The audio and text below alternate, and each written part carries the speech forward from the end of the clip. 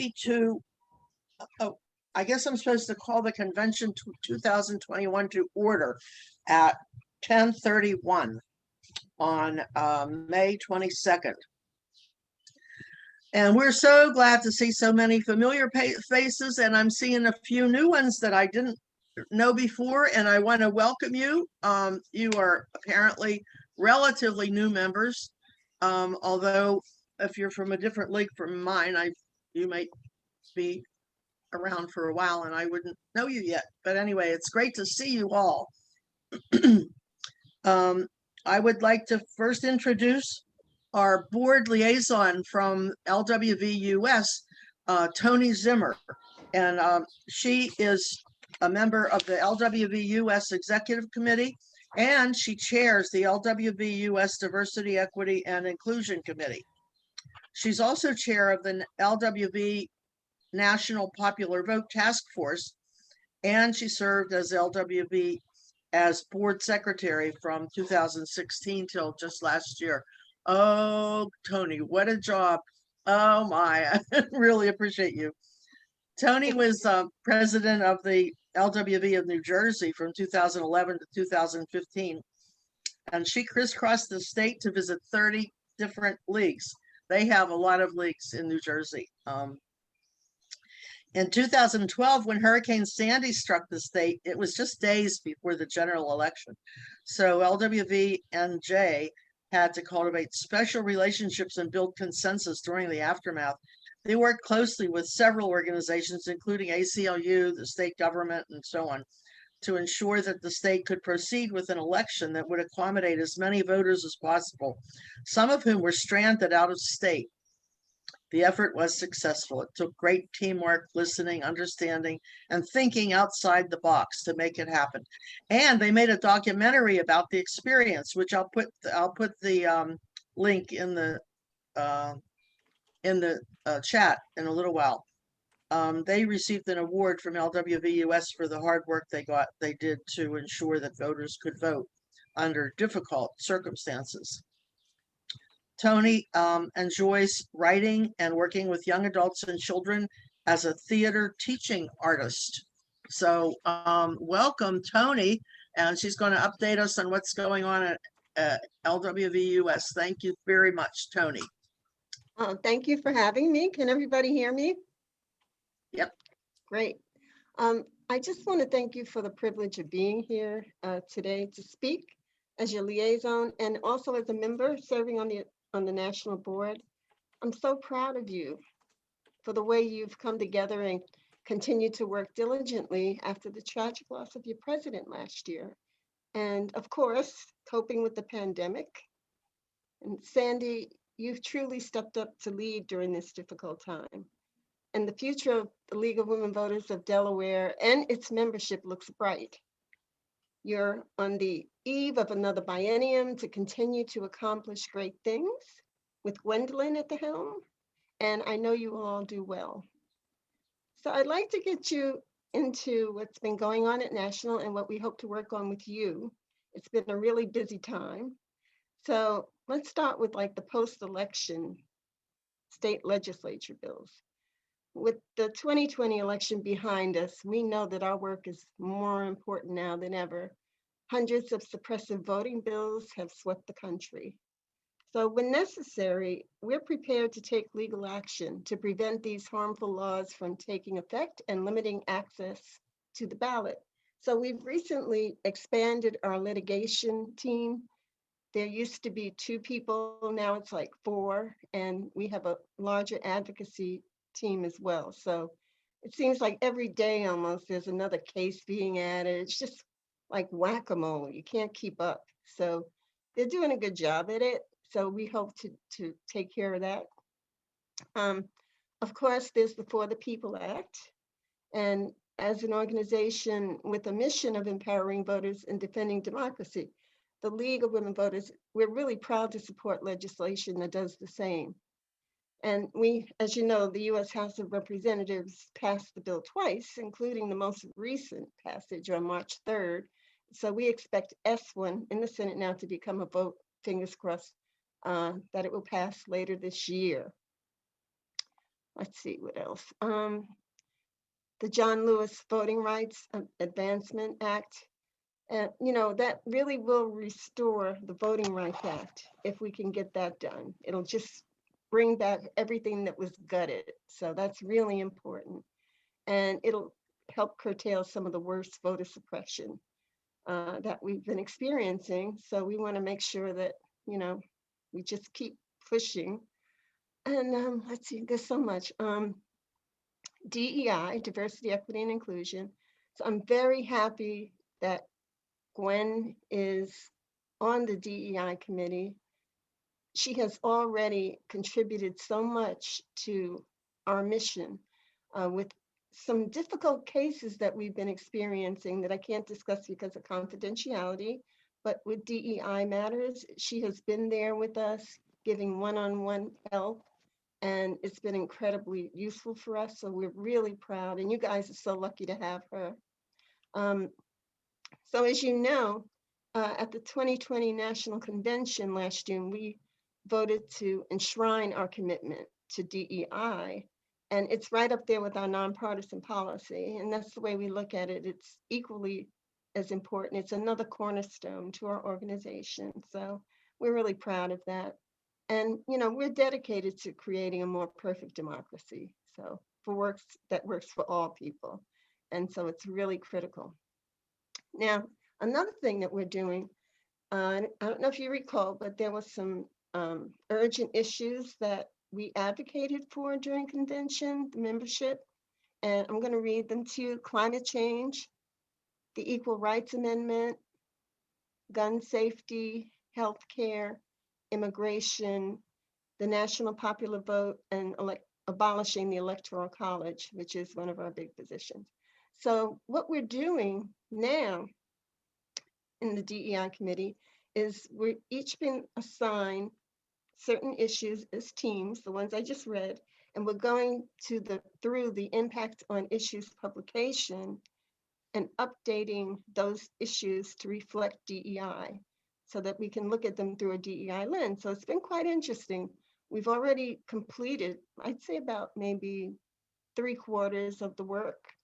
And so when the next impact on issues publication comes out, you'll see it's going to look a lot different because we've added in information to make it like, oh, okay, yeah, that covers DEI.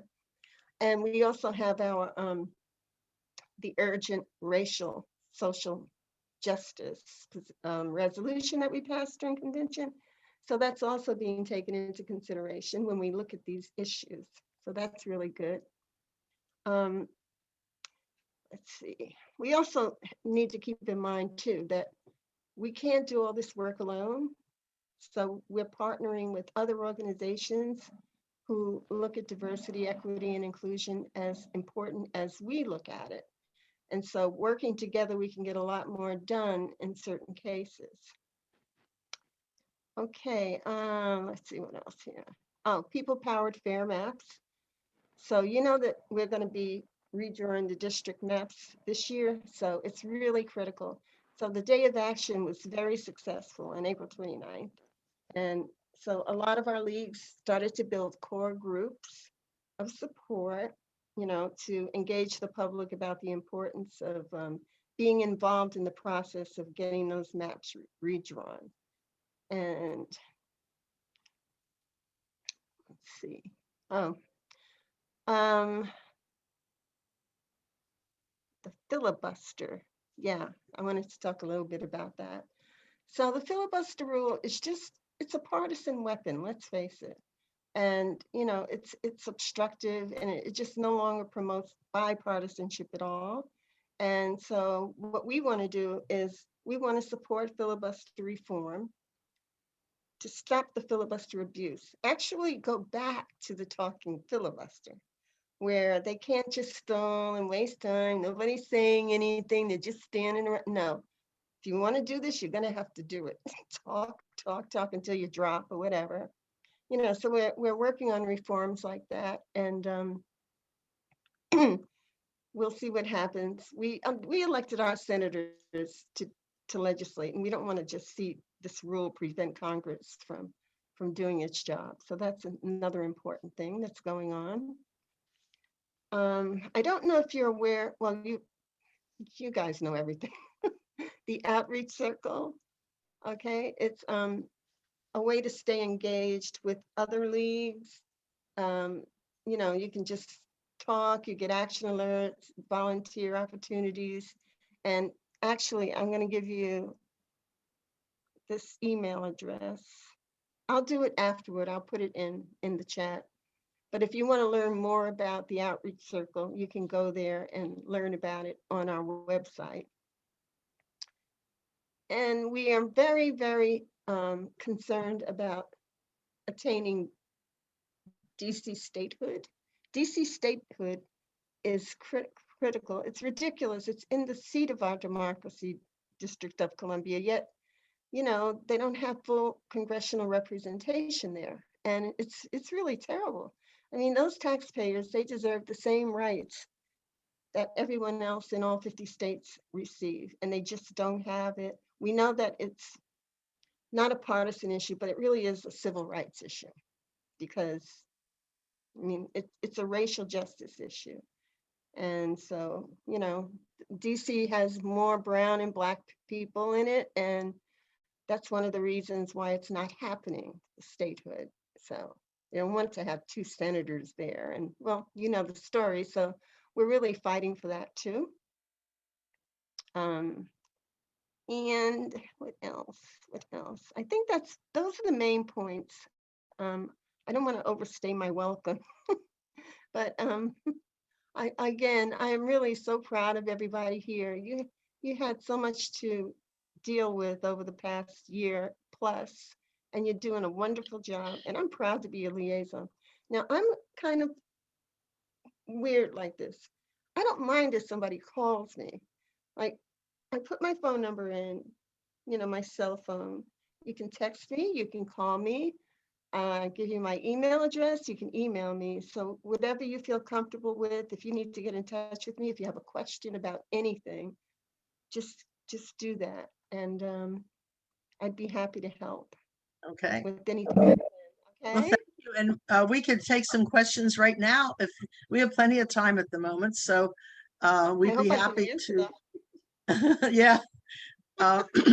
So if anybody has any questions, just raise your hand.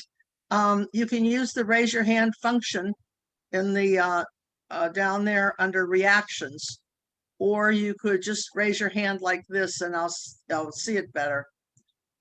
So anybody have any questions about what's happening at LWVUS? I don't see any hands.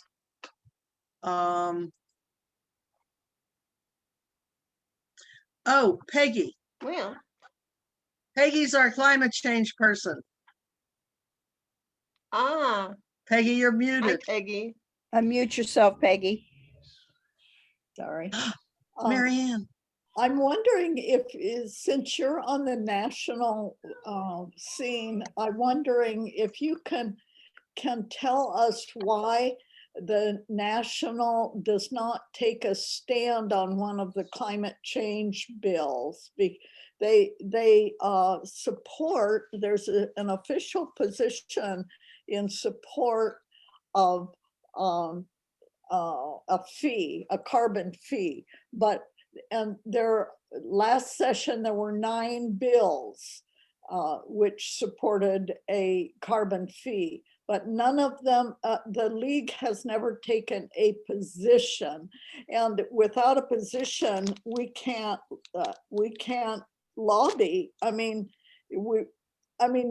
legislators are not interested in hearing that we like a fee. They want to hear which bill do you support.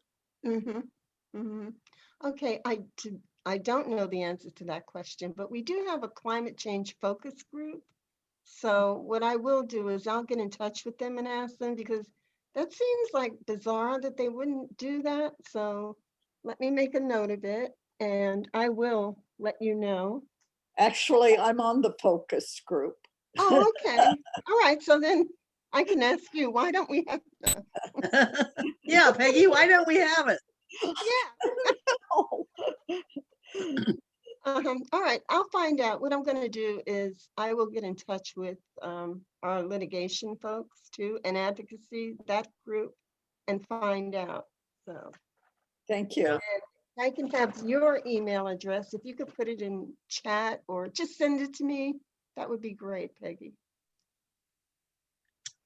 Okay, Marjorie Question Green. from Marge Marge- Green Marjorie, and then Charlotte. Yes, I'll follow through, Tony, respectfully with a similar question. Why doesn't LWVUS take a position on criminal justice reform? And a number of leagues have worked very closely to talk about best practices and come out with positions, but without US taking a position, we're stymied. Can you help us on that? Yes, and we are working on that diligently. So that's Okay. that's something that we're really serious about addressing. So I am going to make it my, what can I say? I will send you an update on exactly what we're doing on criminal justice because we are Okay. working on it. that's, Thank you. that we probably have more bills on criminal justice than just about any other subject other than education, which is hot in Delaware. But Absolutely. it's Yeah. a really, really big deal issue for us here in Mhm. Delaware. And we have enough state positions that we can be very active at the state level, but we want to be active nationally as well. We have a question from Charlotte. Oh, Charlotte. Charlotte Charlotte Kane. had her Sandy. hand up. For Okay. some reason, Sandy, I'm invisible again with you. But anyway, good I morning. didn't see you. I'm That's sorry. okay. It's all right. It's all right. My question may have already been asked, but it's a little bit more specific. I'm wondering if the league, the National League, is taking position on that specific part of criminal justice, which is the talk around the country in terms of law enforcement accountability. Uh-huh. I'm not talking about, incarceration. I'm not talking about reducing sentences. I'm talking about the brutality of our law enforcement system, which is the big piece of legislation here in Delaware. Right. And I Okay, really thought from our talks with Chris Coons and others that there was major federal legislation, but I haven't heard where the league is on that. Okay. All right. And again, I'm going to take us back to the urgent resolution on racial justice and social justice. So in that resolution, it does definitely addresses police, brutality or the use of force and that kind of thing. So it makes it difficult when that's not actually part of our impact on issues document, but it's still something that we have, what's the word, that we've promised or, that we were going to Prioritized? follow. Pardon me? Prioritized? Yeah. Well, yeah, prioritizing. Not only that, we're obligated to follow through on everything in that resolution. So if Right. you don't have it, I will email that resolution to you. And you can tell me if you want me to email it to a specific person who can.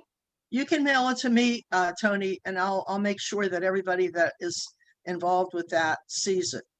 Okay, Laura. I would really appreciate it. That would be great. Yeah, and Because- and I keep bringing it up because for some reason it just like flew out. Nobody talks about it that much, but it's critical. Well, because So, of George Floyd. It's a George yeah. Floyd memorial resolution, I guess. Yeah, well, and in a so many sense. others. Yeah. So, So, yeah, Um, so many alright. others. Okay, So- great. can you do me a favor, Laurie, and just put your email address in the chat for me? Yeah. Or if you guys are gonna have like a list of everybody who's here that I Yeah, can we look will. at, Yeah, okay, that'll be fine then. we'll But I let you just know. have your name down. Okay. Okay, great. Next is Chris Essay. Hi, Tony, and thanks for fielding all these crazy questions. No, they're good questions. My question is similar to the other ones. Why has the league been unable to take a position I know the league's been working for years vigorously on the problem of money in politics, Mm. but they haven't seemed to be able to take a position on Citizens United, corporate personhood, and the need for a constitutional amendment to reverse those Supreme Court decisions. Okay, and I'll have to get back to you on that one. Okay, thank you. All right. This is good. You're hearing about all the different issues that we're involved with, and we, Yeah, yeah. absolutely. Thank you, Lori. We have Ellen Wasfy. Ellen? Unmute yourself and I just wanted to add another priority under the criminal justice reform, another heading, and that's qualified immunity. Qualified immunity means that police officers are not held to task for the actions that they take. And it's a complicated issue, which usually is a way to say we're not going to do anything about it. But when we look at criminal justice reform, I would like to see that included on the list of areas that we want to make a statement about. Okay, thanks for pointing that out. That is really something that should be in there. So I have made a note of it. Thank you. Thank you. Is there anybody else who I haven't seen? I guess that might be I it. see Coralie. Oh, I Coralie. see Coralie's Coralie hand. Pride. Yes. I do have a question. It dates back some years, but I think it's relevant again. And that is in terms of international trade agreements, such as NAFTA and going forth. It seems to me that there is probably going to be a need for more of those, particularly with China and manufacturing. And the league took a position against NAFTA, although it passed, but in the later trade agreements that came up during the early part of the last decade, they did not take a position. And I'm wondering, what will come next time on that, because these trade agreements are probably necessary, but unfortunately, they really benefit only the corporations, and they don't necessarily benefit the workers either in America or in other countries. And we need a new model there. Mm-hmm. Okay, Coralie, so I made a note of that. And I'll look Okay. into Thank it you. for you. Well, now that you know Tony, you know that she's there and she's very responsive to us, and she's a great board leader. So we will be able to ask her questions in the future if you think of something after this meeting. So thank you very much, Tony. We really appreciate your assistance and your leadership and representation of us at the national level. We're a small but mighty state, and now that we have a now that we have a president who comes home to visit a lot, which the people in Newcastle don't necessarily appreciate because it messes up traffic on weekends. Anyway, thank you very much, Tony. We really appreciate your Thank being you here. all. And I'll look for that list from at the Okay. end of your convention. You guys are going to be so tired when you get through with this. So Yeah, we I'll look are. for it. Thank you so much Thank for you. having me. Thank you so much for being here early on a Saturday morning. Oh. And you know what I forgot? It's not in my script, but I forgot to introduce Marianne Coe, who is our host today. And I need to introduce her so she can give you some housekeeping arrangements, which I think most of us are fairly familiar with. But let's have a review, Marianne. I'm sorry that I didn't have you down. That's okay. Not surprisingly, everyone has been following all of the rules. You've stayed muted, and some of you have also turned off your video because that also helps, helps out when one person is speaking. And so you might want to do that as well. We will take a break at noon and Approximately. approximately noon, and then again at around 2:30. So, you know, and get up and walk around, do whatever you need to do, and just keep being very good students and participants, not students, participants in this convention. So I'll take it back to Sandy. Okay, thank you very much, Mary Ann. We really appreciate your help with everything, especially our website. Now, I'm going to introduce Ann Boylan.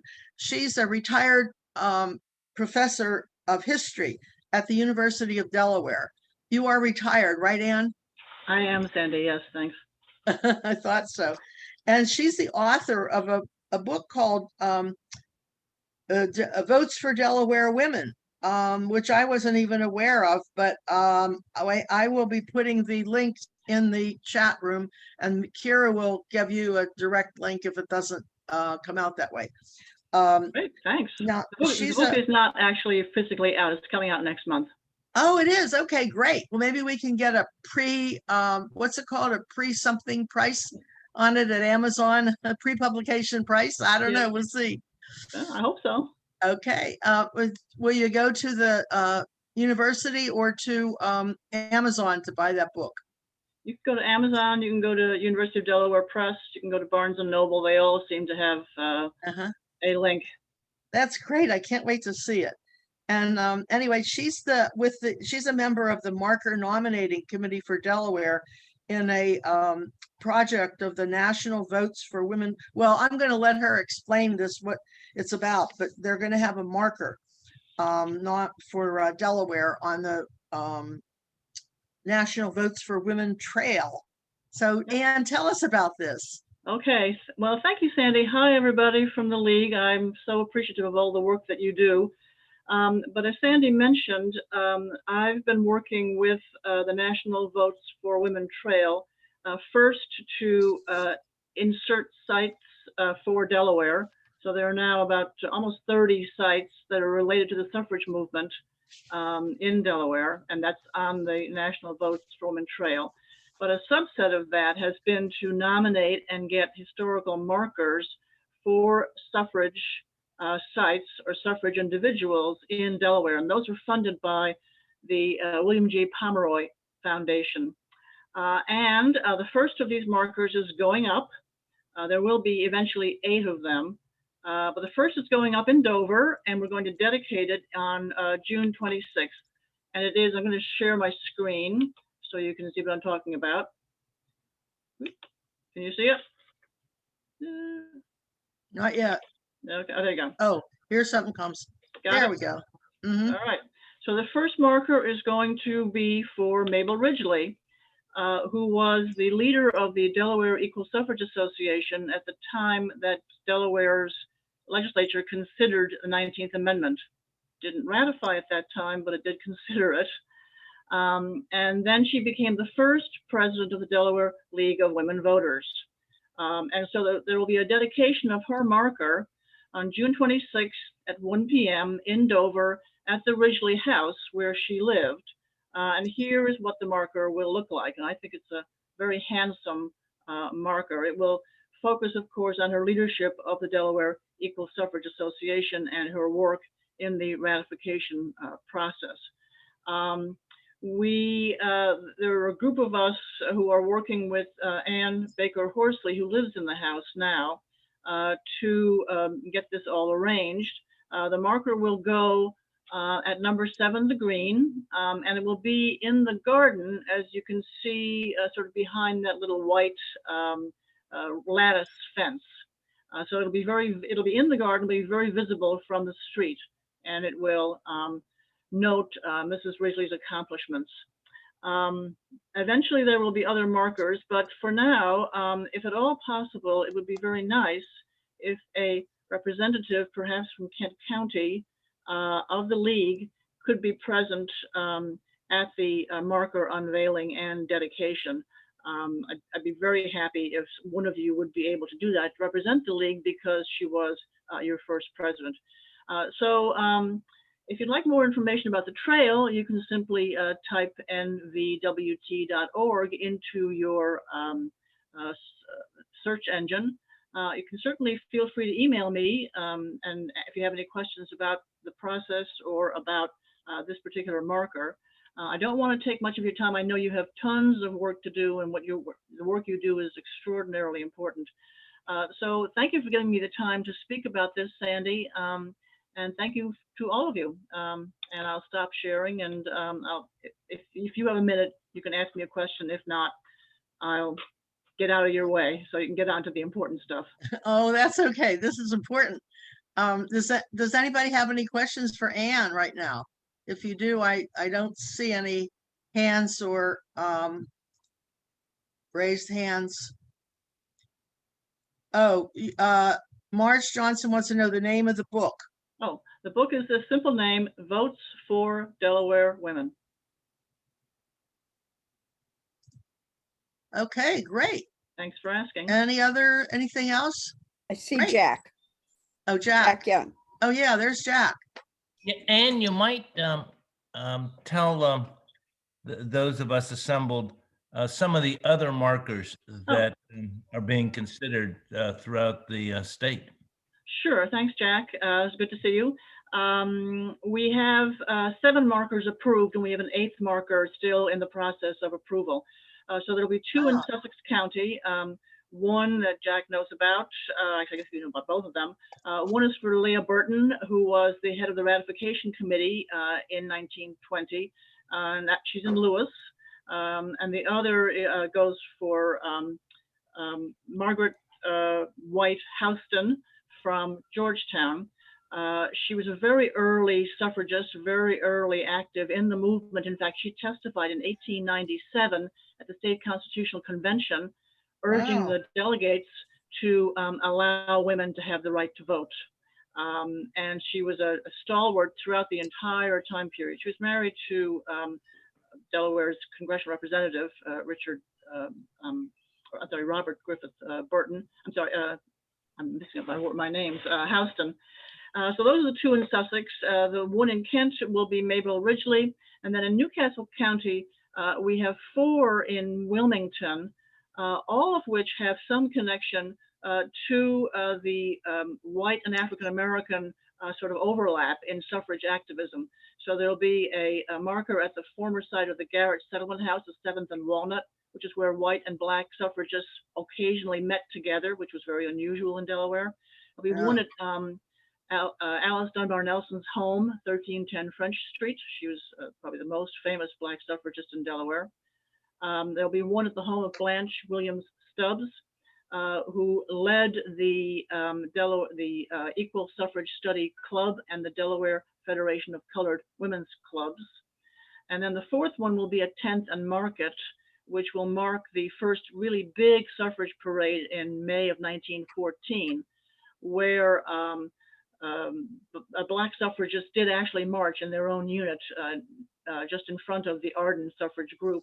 And of course, a large number of white suffragists turned out. It was before there was Rodney Square, but there will be a marker at that corner.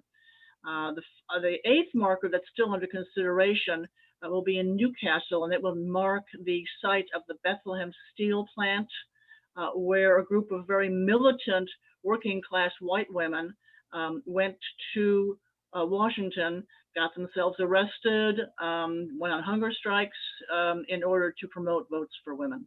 And so I think that will be approved. So is it national, or this is just Delaware?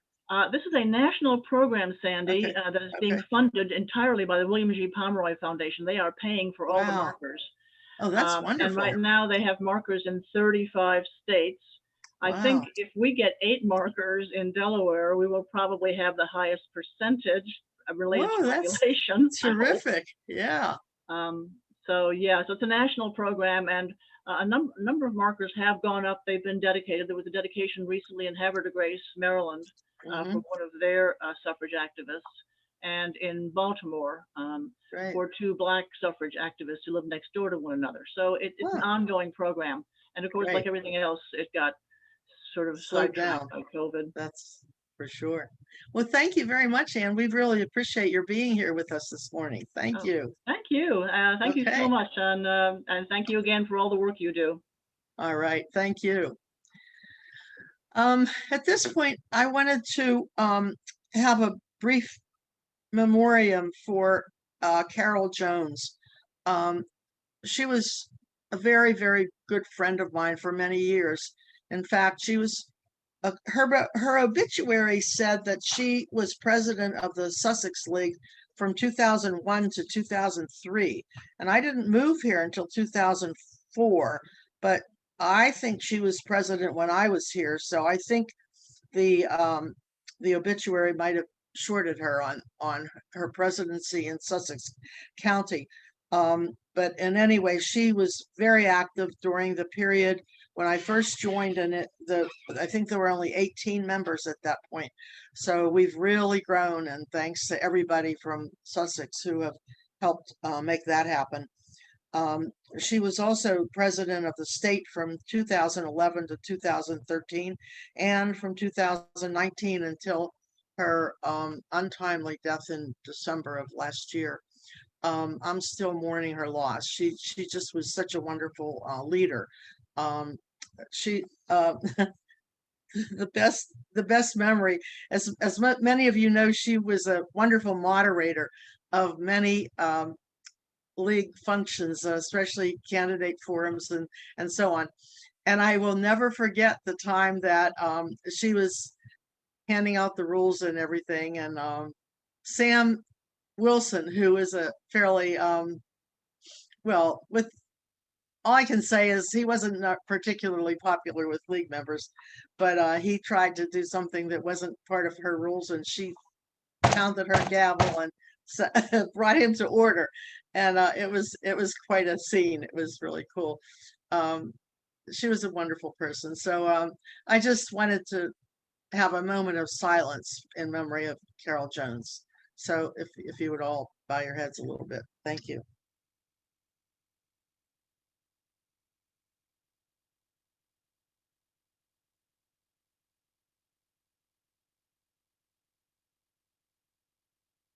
Okay. Does anybody else have anything you want to say about Carol that would help us with her memory? Just raise your hand or speak out. Sandy, this is Marge. Uh-huh. I just want to reiterate what you said about little Carol and her big gavel, because she could really wield that for an efficient meeting. She was and she was so committed to the league and good citizenship and all the work she did on the citizenship civics project, and she was a mighty presence. Small in stature, but a mighty presence. Thank you. Yeah, in fact, she put that civics program together almost single-handedly. I'm sure she had some help, but she even did all the fundraising for it, and I think with some help from some of the Kent County members, found the speaker who was excellent, who did. And the civics program is still available and will be for years. It's on YouTube. So we really appreciated what she did for us. So thank you very much, Carol Jones. May you rest in peace. Okay, I guess we're ready to move on to business. First of all, I'd like to introduce Kathleen Baker. Kathleen, you can show your face if you want to, for people to see you. She will be taking minutes, and I would like to introduce, since we only meet and we only have a convention every 2 years, Kathleen, if everybody can see her. She just moved to Dover, so she's going to be just down the street from Legislative Hall, and she's going to be a new member of the Kent County League. So thank you, Kathleen. And since we only meet every 2 years for convention, the way we do minutes is she will be writing them. In fact, she's already written them, and all she has the script, and all she has to do is fill in the voting and the seconds on motions and so on. So please name yourself clearly so that she can get your name if you second a motion. And I will try to repeat that. And we have 3 people who will be reviewing those minutes for us and making sure they're accurate and for the record. And the minutes from the last convention are in the office. The reviewers for this year will be Patty Christopher from Kent County. Newcastle. Oh, I'm sorry. I was already thinking about who's the Kent County person. I said that. Patty Christopher is for Newcastle County, and from Kent County we have Beverly Jackson, and from Sussex we have Jane Lord. So that's a great committee, and I thank you all for agreeing to serve in that function. We will move on to the Credentials Committee. Letty, could you please give us the delegate count by league for the meeting today? Okay. Delaware State Board members, there are 13. Sussex County delegates at this point are 11. Kent County, 3 at this point, and Newcastle County, 11. Okay. Now I would like to introduce the parliamentarian, which is Chandra Owens from Newcastle, or from Kent. She's from Kent County. And Chandra is actually a certified parliamentarian. So she will serve us in that function today. Hopefully we won't have any, I've told her that I'm hoping that we won't have any need for her services, but we have her here and just in case. So thank you, Chandra, for serving in that function today. Now, the state board adopted a resolution to hold a virtual convention that was necessary because of the emergency pandemic in 2021. So we have that resolution. It was adopted at the last board meeting, thanks to Jack Young, who wrote it.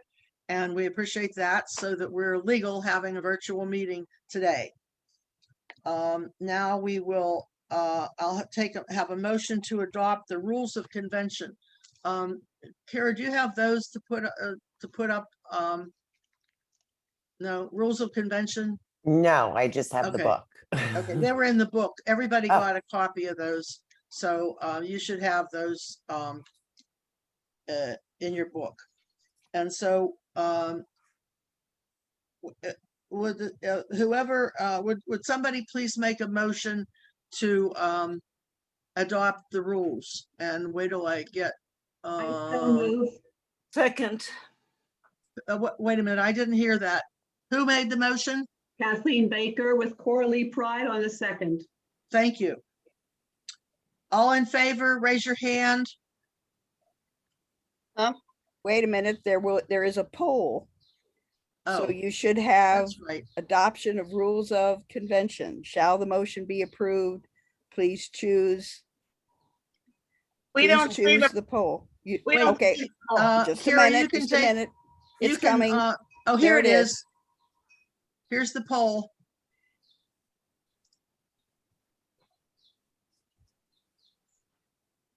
You can let us know whenever we have the poll completed. And Kira, you can take this down. Thank Mm. you. Yeah, I'm going to stop at 30 seconds. Okay. I did not get it. You don't see it? I don't She see could- it. No. Because You Marianne, are you're a- a host. You're Oh, a because host. I'm the host. I forgot. Sorry. Okay, Peggy, you can put your hand down. Okay, the poll results are 100% approved. Thank you. Unanimous. Okay, now we will have, I'd like a motion to adopt the order of business that's on page 5 of your book. So who would like to move that? Sue Claire Harper moves that, and who would second that? I'll second it, Mary Ann. Mary Ann Poe seconds. Thank you. Now we'll have a poll on adoption of the order of business. Hold on, coming on, here we go.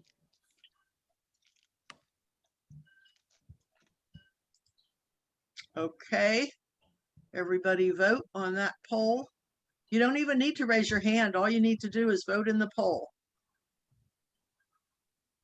Very efficient. Linda, do you have a question? Or you? No, it was, You were voting, right? yeah. We're being very efficient today, thanks to my participation in the Sussex County Annual Meeting, where they had these polls, and Pat did those. Gwendolyn set them up, and they're going great. So thank you. And here we have 100% vote on that. Did you get that, Kathleen? I did. Thank you. Unanimous.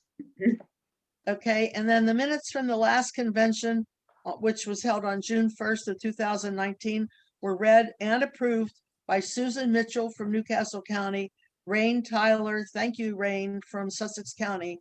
And I liked your dog too. I saw your dog there for a minute. Looked Madam like a Chair, great one. Yes.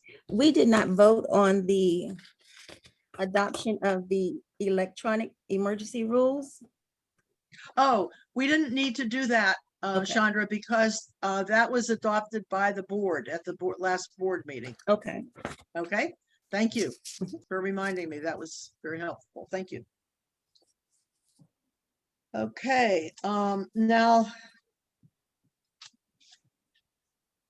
in the past, we used to have meetings in person, as you probably recall, and we would present all of the business in the morning. And apparently, in the distant past, which I can't even remember, sometimes there would be controversies about issues. And so during the lunch break, where people were milling around and having their lunch and going to a buffet and so on, they would lobby each other on the various issues. And then they would come back and vote in the afternoon. But we're not going to do that this year, because just because it's always been done isn't a reason to do it always.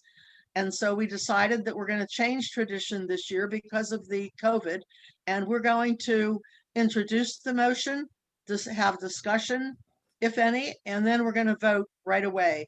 And that's while everybody's clear and the discussion has had time to occur. So we will proceed that way. Now, the next vote we're going to be taking is the proposed bylaws amendments, and they're on pages 13 to 23 of your book, and require a 2/3 vote to adopt the changes that are required. So I will first introduce Sue Claire Harper. There's going to be a couple of people talking about the motions. So Sue Claire, would you move the adoption of Articles 1? Yes, Sandy, I wanted to just make a general comment, thank you, that there were some tidying up of the bylaws, as you will note in the yellow highlighted areas. The most significant article, bylaw introduction, as many of you may know, I was late to appreciate this, but that every league in the nation is obligated to have their first 3 articles in their bylaws compliant with the national bylaws. And in 2020, the national organization at their constitution adopted under Article 2, Section 1, Article 2, Section 2, C. I will just read: diversity, equity, and inclusion policy. The League is fully committed to ensure compliance in principle and practice with the LWVUS Diversity, Equity, and Inclusion Policy, DEI. And as Tony Zimmer mentioned earlier, we are most fortunate on our league to have Gwendolyn Miller having spearheaded that within our state. Under Gwendolyn's organization and direction, many people participated in the DEI workshops, 5 of them since this past January. There will be more in the fall. But anyway, that I venture to say that Delaware is far ahead of many of the other state leagues in this. And so this Article 2, Section 2, C is in compliance with the national organization and also reflects the values that we espouse and have actively espoused and continue to work for here in Delaware. So do you So- want to propose these Yeah, would you make a motion, please? individually? For section, for We begin with Articles 1 and Articles 2. 2. Okay, Chandra will correct me if I misspeak at all. I propose that the Delaware WLVD Delaware organization adopt Article 2, Section 2C on diversity, equity, and inclusion policy. The motion is, This would be Articles 1 and 2. Oh, okay, thank you. Motion, Pardon please. me, thank you. Yes, Article- please. It's in the script. Let me go back to my script.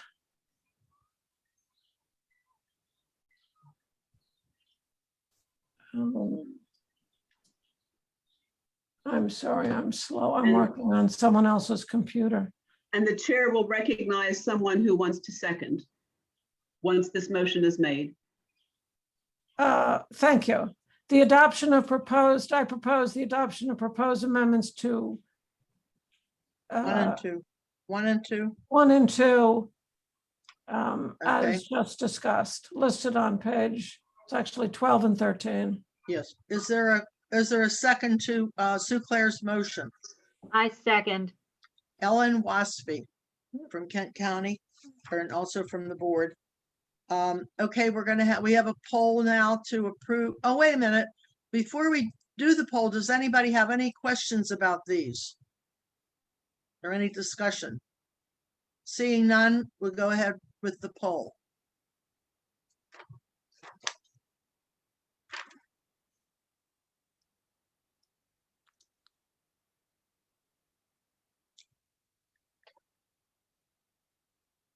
Is the poll coming up? It was up and then I interrupted it. Yeah, the poll ran. We have 27 or over 2/3 of the participants polling, and 100% approved. Okay, thank you. Okay, under the next article, Article 3, Section 2, Number 4, we have added, those who are students are defined as individuals enrolled either as full or part-time with an accredited institution. Again, this addition is in compliance with the national bylaws.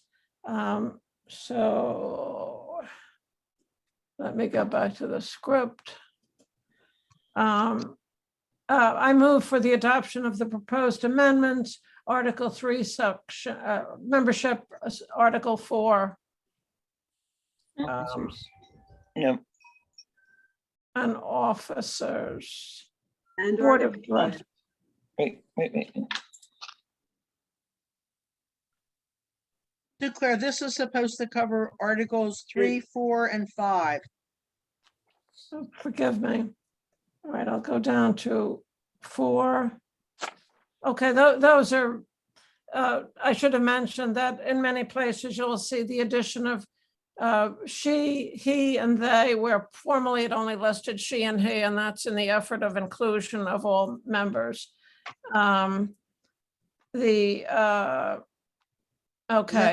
And the same for Article 5. well, under here, we have a clause that Les is going to discuss regarding the treasurer. No. We have you down for this. Oh, I can discuss it and Les can respond. Article or 5 Jill is Board of can respond. Directors. Under Article 5, Treasurer B, the treasurer shall with the president sign all contracts and other instruments when so authorized by the our LWVDE board. And that was changed as being more practical than the previous listing. We have deleted at the end of each term. As you will see, it's crossed out. Okay, are there any questions about those amendments to the bylaws? We will need a second to that motion. Oh, I okay. second.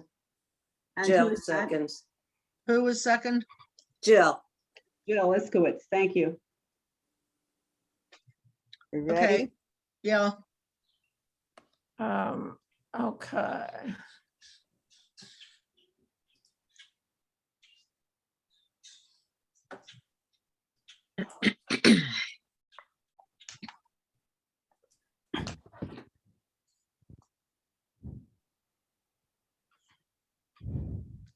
okay. We should have the results of that poll soon. No, not yet. I'm waiting for 75, 70, 80% of our voters. Here we go.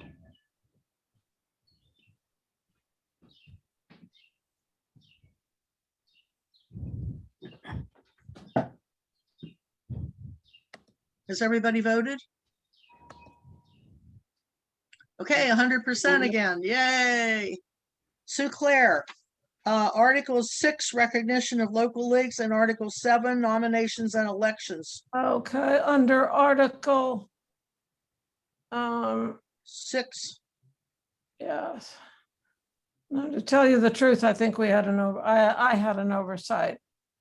That there's a lot of additions that I didn't mention. It's printed on your program, but I didn't include them under Article. We're talking about Articles 6 and 7 now. Right. Do I not need to review the specifics under Section 9, the highlighted areas? What article? I did not mention. It's Article 5. Fine. That vote's already taken. We're done. It's a sufficient, okay, it's sufficient that it's highlighted. Yes. Okay, Article 6. There are no substantive changes. You can see where it was just changed in terms of abbreviations previously defined in the initial introduction or just have been implemented. Okay, Article 7. 6. Nominations and elections.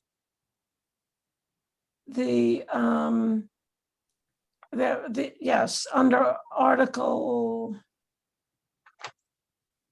Okay, we did 6. As I just said, under Article 7, nominations and elections.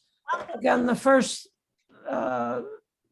3 sections are not substantive, but a change in language or correction of grammar. However, under Section 4 election. Otherwise, just press pound. Okay. Under Section 4 election, the first paragraph is deleted and we suggest the replacement when there is more than one nominee, excuse me, for any and all offices, pardon me. The president shall, at the beginning of the convention, appoint an election committee to be in charge of the election process at the convention. A majority vote shall determine the election. When there is only one nominee for every office, the president shall move that the secretary cast the ballot for every nominee. In this case, we found the existing wording under section 4 to be terribly confusing. And the paragraph I just read is to replace the previous wording in an attempt for clarity. Okay, any questions about those two articles? We need a second of that motion, please. Oh, I'm sorry. Thank you, That's okay. Kathleen. Okay, so we need a second. I second. Linda Barnett seconded. Any questions or discussion? Okay, we're ready to take the poll on that.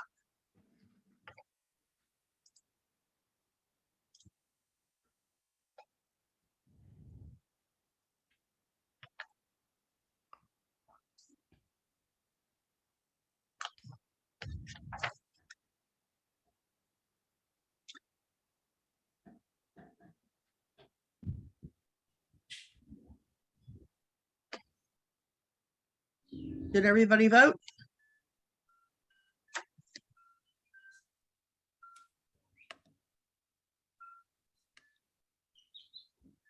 %.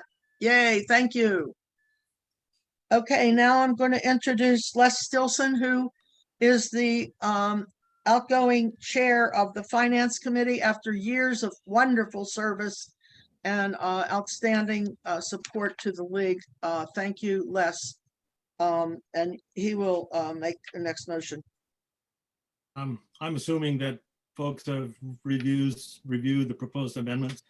So I move the adoption of proposed amendments to Articles 8, Financial Administration, as listed on pages 18 and 19 of the convention handbook. Okay, is there a second? I'm only seeing one page. Second. This is Marge and I second. Okay, Marge Johnson, was that? Okay, thank you, Marge. Are there any questions about the financial administration? I can tell you it's been excellent under Les's leadership. Okay, we're ready for that poll.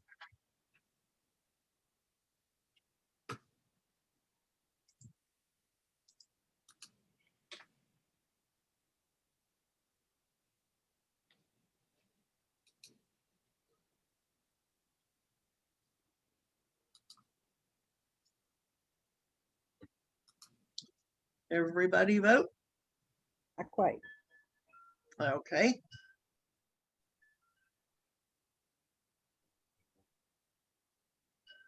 Isn't this efficient compared to having to count heads and hands and all that? Yep. Thank you, Pat, for setting it all up. Okay, 3% voted against this, but 97% approved. So the motion is passed. Thank you. Now I'd like to thank you, Les. Now I'd like to introduce Linda Barnett to move amendments to program Article 9 on pages 19 and 20. Linda? Article 9's amendment adds the Advocacy Corps to the entities that can approve changes or request changes in the League's program. And this is being recommended because the Advocacy Corps is really the entity within the League that uses the program most vigorously in its advocacy work. Of course, the local leagues are also still offered the opportunity to suggest changes, but we wanted to make it official that the Advocacy Corps could also recommend changes. There's also a slight change in process included in that article, having to do with, again, changes in the program being able to be approved on the same day rather than on subsequent days, which harks back to when the convention lasted, I guess, more than one day.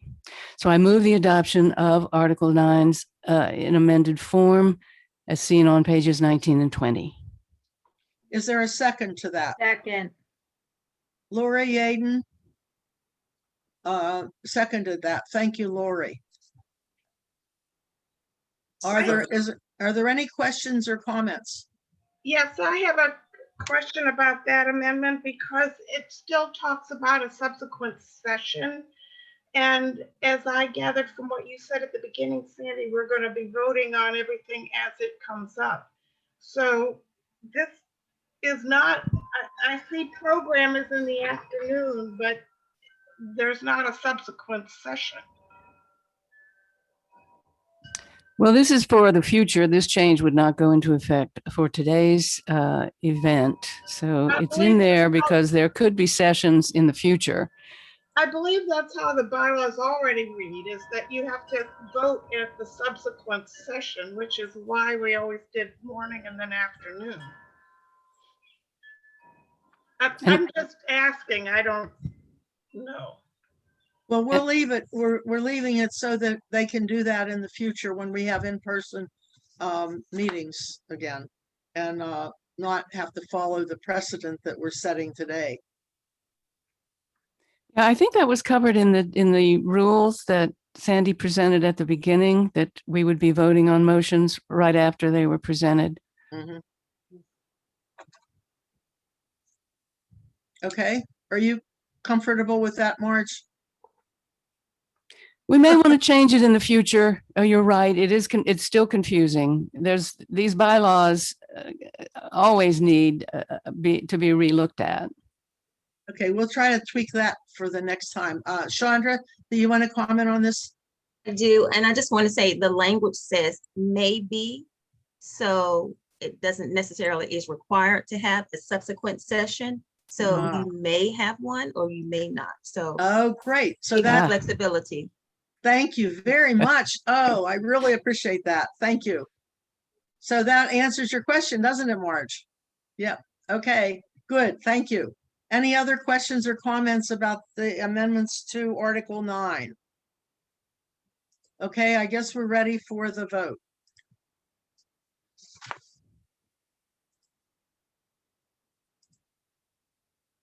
Everybody vote ASAP, and then we can move on.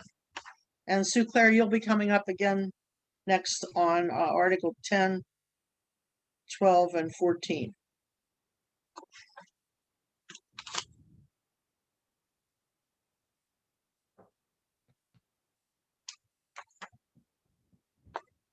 So while you're waiting, you could be looking at those on pages 21 to 22 of your book. Thank you. Just switching pages.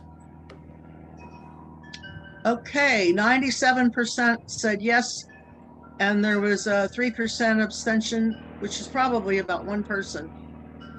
So the amendments to Article 9 are approved as presented. Thank you. Sue Claire, would you move amendments to Articles 10, 12, and 14? Okay, Article 10. Yeah, no, it's just I'm trying to get control of the, okay. Moving down in Article 10, again, for clarity under Article 10, Section 4B, the record shall determine the number of delegates from each local league eligible to attend the convention as voting members. It's a change of language again for clarity's sake.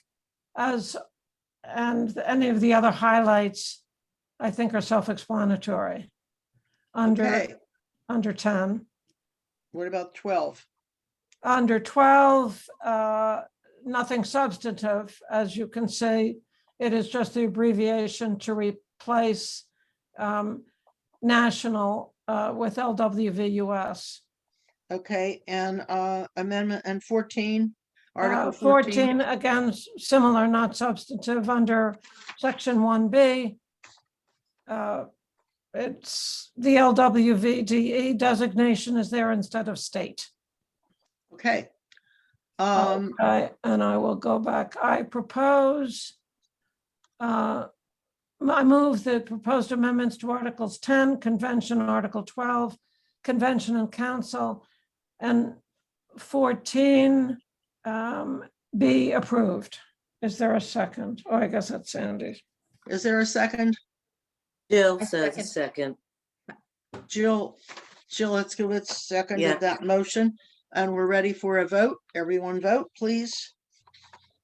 And we'll get ready to do Article 15 next while we're waiting for this vote. Okay.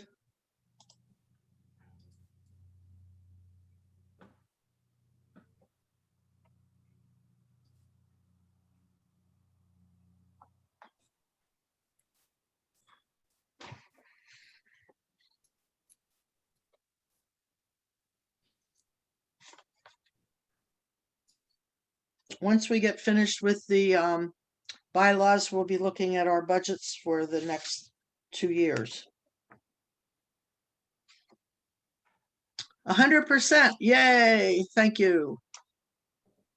Okay, Jack Young will now discuss the indemnification procedures on Article 15 on page 23.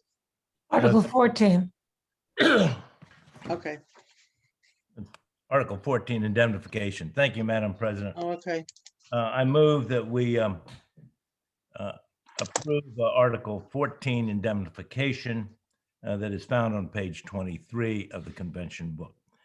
This is a new section that provides that if a member of the board is sued for, in essence, performing his or her responsibilities, that the league would stand behind that person's actions. The only exceptions would be basically for ultra-virus acts, that is, acts that were not approved, or that were dishonest or deliberately inconsistent with the fiduciary duties that all board members have. This is a provision that is normally found in organizations, including 501c3. Therefore, I move the approval of Article 14 on indemnification. Thank you, Madam President. Okay, Chris Assay has made a comment that that appears that there's 2 Articles 14. So I believe that article, the indemnification should be, it was mistakenly marked as Article 14 and it should be Article 15. Is that correct, Jack? That appears to be true. So But- thank you, Chris, for finding that, for noticing that. Kathleen, for the record, we are talking about the second 14, which is in actuality 15, found on page 23. Okay, Kathleen, are you comfortable with that now?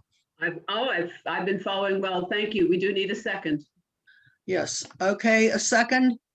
Is I that you? second. Gina Green, thank Yeah. you. Okay. Is there any discussion?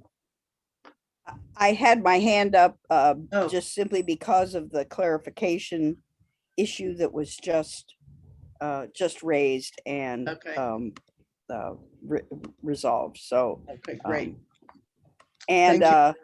So yes. please mark your books that that was a typo, and the indemnification article is really 15.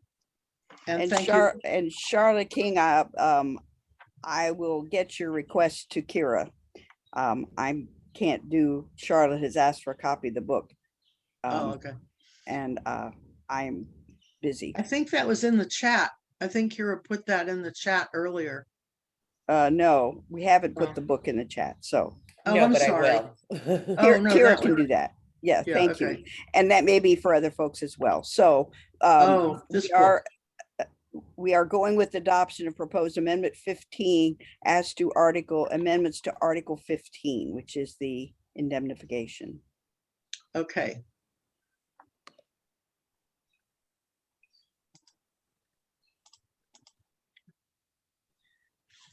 And after this, we'll be having our treasurer's report from Jill Itzkowitz, who is our treasurer. But meanwhile, we're waiting for that vote to come in. In the meantime, this is Sue Claire speaking. I didn't realize that. I thought this was a PDF. I changed to read Article 15. Good, I think thank you. comes before everyone. Thank you. Thank you for pointing it out. For Chris pointing it out. Okay, 100% voted yes on that motion. Thank you very much. And now we turn over to our wonderful, outstanding treasurer, Jill Itzkowitz. Yay. Kara, can you put page 9 up?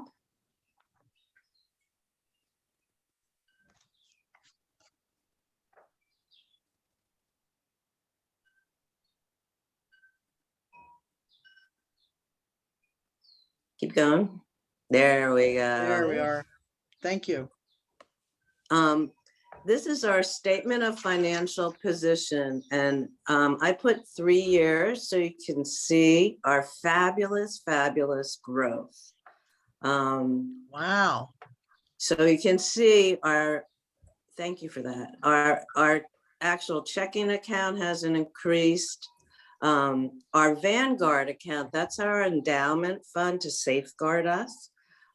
We did have a memorial donation of about $6,000, but Vanguard is doing fabulously. So you can see how much that has increased.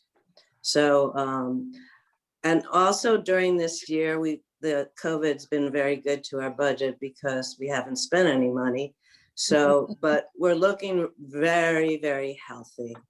And then you can see under our liabilities, we put the Vanguard account as a restricted assets because we don't really want to touch it. It's for the future.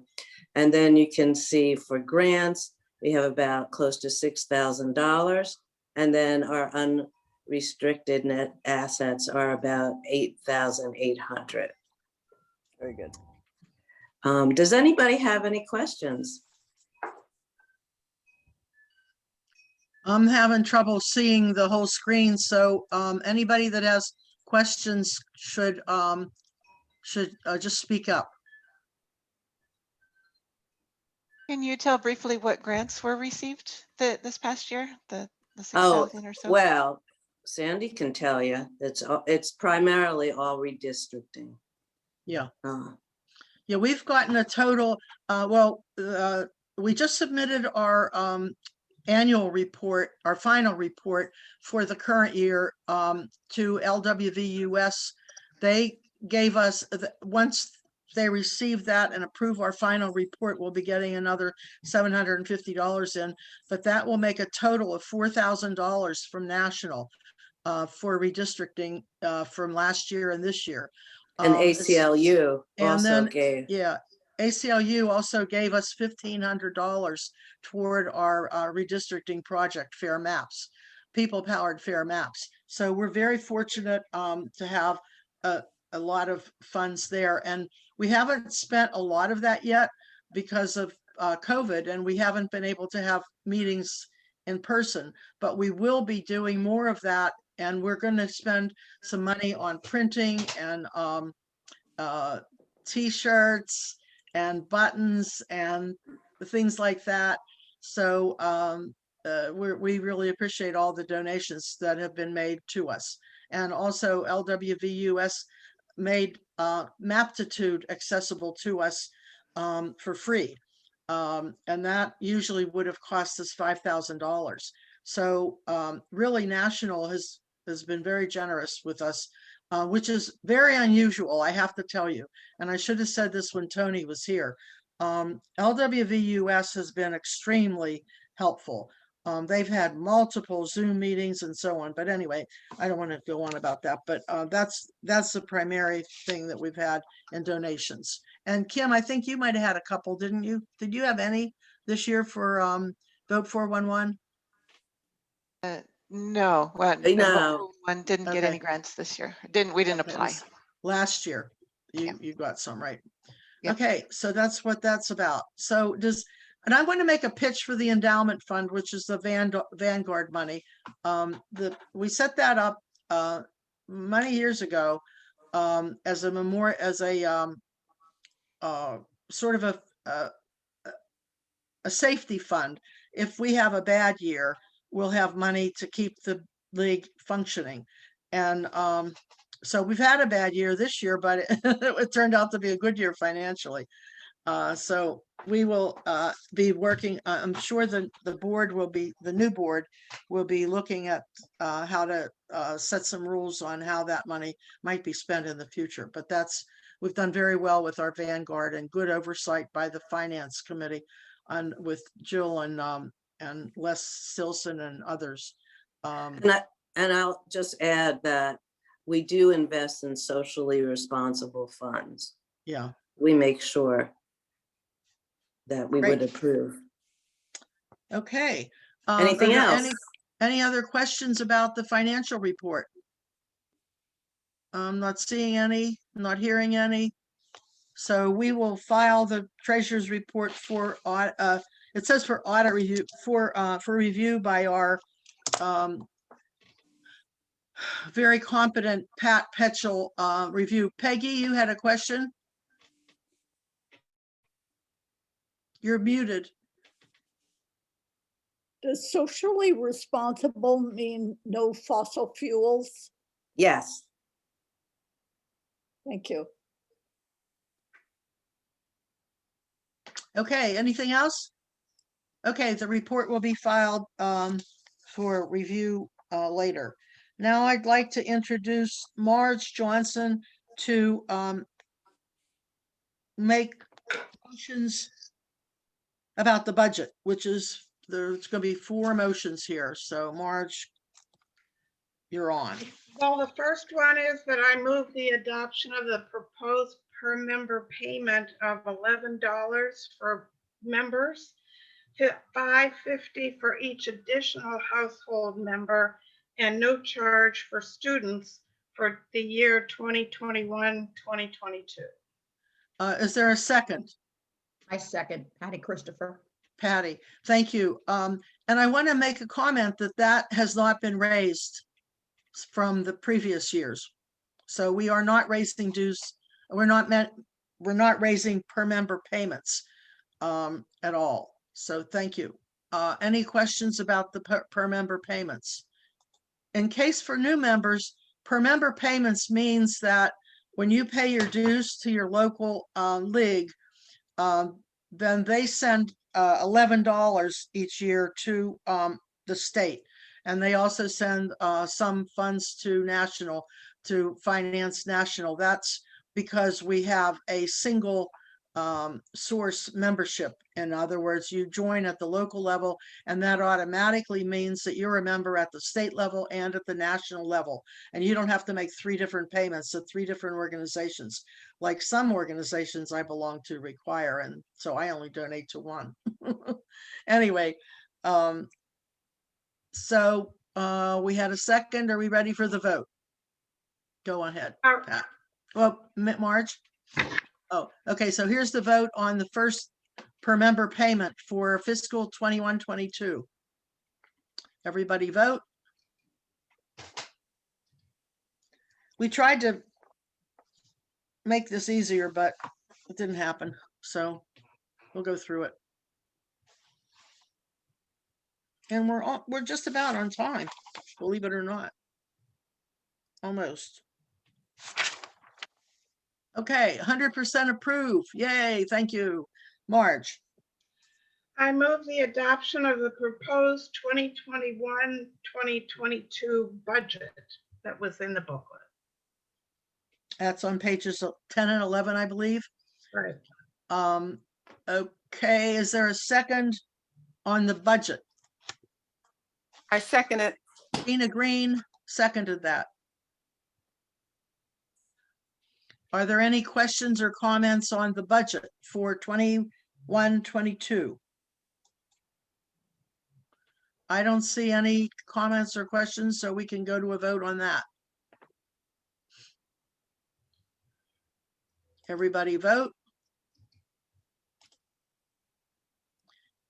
And then we'll move on to the next fiscal year. We at convention, since we only meet every 2 years, we adopt a 2-year budget. So this is going to be for the fiscal year that starts on July 1, and then we'll be doing one that will affect the following year. Okay, 100%. Thank you for that motion, Marge. 100%, like, agree with you. Go ahead. I move the adoption of the proposed per member payment of $11 for individuals and $5.50 for each additional household member, and no charge for students for the year 2022-2023. And that's another no increase. Yay. Is there a second? Aye, Patty Christopher. Patty, second to that.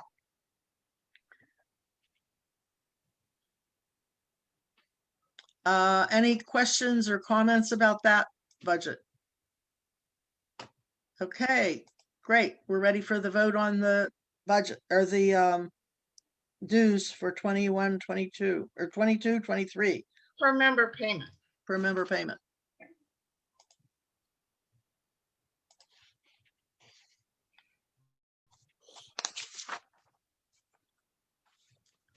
Did everybody vote?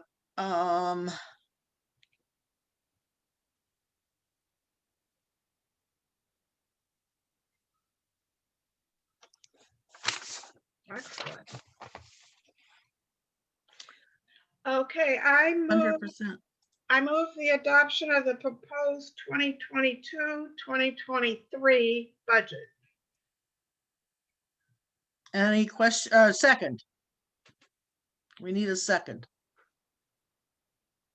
Second. Patty Christopher. Okay. Is there any discussion of that budget? Any questions? Okay, I guess we're ready for a vote on that one.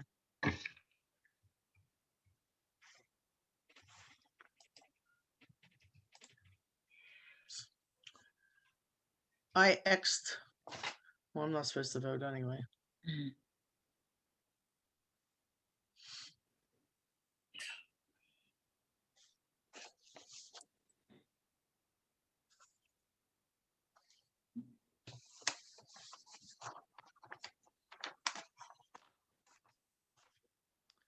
Okay, 100% voted yes on that one.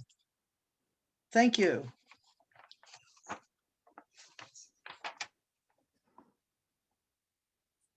On a personal note on that committee, I would just like to thank the committee, but also Les Stilson for his expert leadership in the finance committee. Thank you. Yeah, that was definitely. Okay.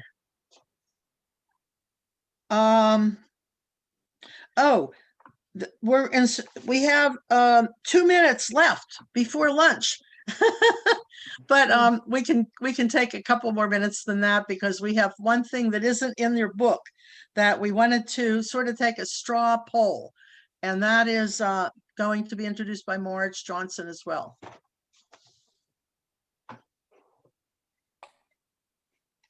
Thought we weren't doing this. Yeah, we are. We are? Okay, so we have, wait a minute, let me just check. Pat, we're doing this, right? No. Oh, I'm sorry. No, we're not. No, we decided just because you can doesn't mean you should. Oh, okay. Okay, well, what I would like to do is a straw. But we can discuss it and let folks know ahead of time what's going on. So what I'd like to do is have people put your picture back so we can take a hand vote. So we'll have a straw poll on this issue. So Marge, go ahead. Since we have time, we're going to do it. Okay.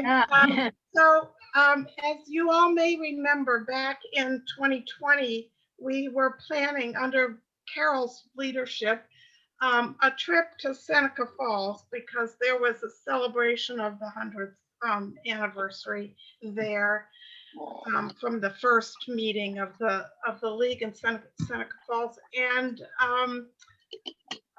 it was going to be an overnight trip. It was about $350. It included a museum trip. It included the bus. It included a dinner that was being planned for the event. And of course, we had to put that on hold. So the question remains, are people still interested in having a trip to Seneca Falls since it is not, there's not an event going on, it would just be going to see there, which is a good thing. But it won't be an anniversary year, and we were looking at 2022 in the spring or the fall. So we just wanted to know, were people still interested in that, or should we just put that on hold? So if you would like to go on a trip to Seneca Falls under those conditions that she described for a very reasonable price, if you don't think you would go, don't raise your hand. But if you think you would like to go and you have a good possibility of going, if that trip is offered, raise your hand so we can let the new board know that that's something that could come up, that they might want to go ahead and plan. Okay. The new 3, board. 4, 5. There is some interest, but I would say it's not an overwhelming interest, but there's enough, it looks like, that with the people here and the people who aren't here, there might be enough people for a trip. But that's up to the next board to decide. So thank you very much. And now it's 12:02 and you're off for lunch until 12:30. If you can cut your lunch short by 2 minutes, and we'll reconvene at 12:30. Thank you very much. You can stay on. Don't close down the system, but and if you want to sit around and chit chat during lunch, you're welcome to do that. But I don't. We I'm have not Gwen. Gwen has her hand up. Gwen, who? Oh, I'm sorry, Gwendolyn. I'm sorry. Did you still have your hand up? No, that was just okay. over. Okay. So please be back here at 12:30, and then we will conduct the rest of our business. And if we finish, depending on when we finish, we'll be finished. And then at 2:30, we will be having our workshop on how to map your community of interest for redistricting purposes. And I hope that a lot of you will stay on for that. We'll walk you through it, through that process, so that you can develop a community of interest that we can use as we're developing maps for our redistricting project. So thank you all and enjoy your lunch. I'm going to stop recording. I'm just going to put it on pause. Good, thank you. So if you're talking, yeah, it won't be recorded. That's great. You can say whatever you want to say. Exactly. So I'm going to pause it now. Continuing studies, new consensuses, and proposed changes in the current program listed on pages 24 to 28 in your book. And Linda Barnett is going to make a brief explanation of what we're doing here. Linda, unmute. Oh, I don't know if she's here yet. Oh, yeah, she is. Linda, are you here? She's still mute. If she doesn't unmute herself in a minute, that might mean she's not back yet. And so I can explain what's happening. Okay, program is used in a way that nobody in the world uses except the league. And that is, program is the collection of all of our policy positions. And it gets updated at convention every other year. And I think we can update it in between as well at our council meetings. But in any case, we have to readopt the current program and then can vote on continuing studies and so on. So Linda, you were late, so I already explained what you were supposed to explain, so you don't have to talk anymore. Well, she still has to explain about the thing with the climate change. Oh, yes. Can I make a comment about that? Yeah. There's one element in the program that is being presented today that we need to omit. There was confusion and miscommunication about it. And so it's the item relating to climate change and energy. we ask the indulgence of the delegates to ignore that, and we will not be presenting that for either an up or a down vote today. We need to look at it again. So Okay, I don't know if our parliamentarian, if there's a specific, do we need to make a motion on that or no. just she's saying say no. we will just not discuss that today? Okay, thank you. So the first motion will be from Denise Davis, our redistricting coordinator, about that subject. Denise, are you here?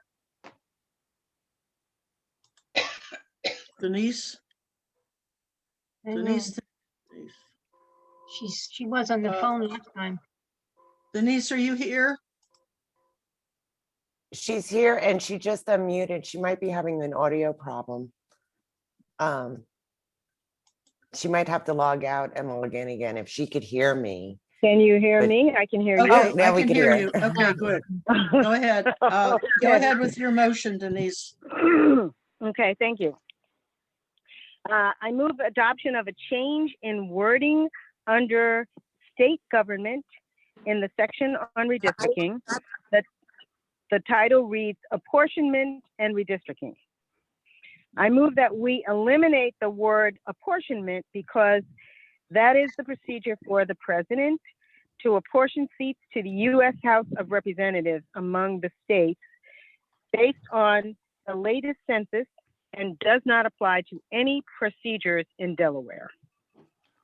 Okay, thank you. Is there a second? A second? Linda Barnett seconded.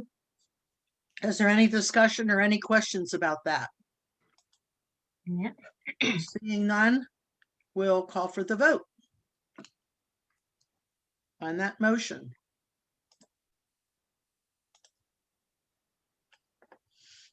Everybody vote. And Letty, you're going to come up next on elections. I think Jill hasn't shown up, so I think I have to do it. Okay.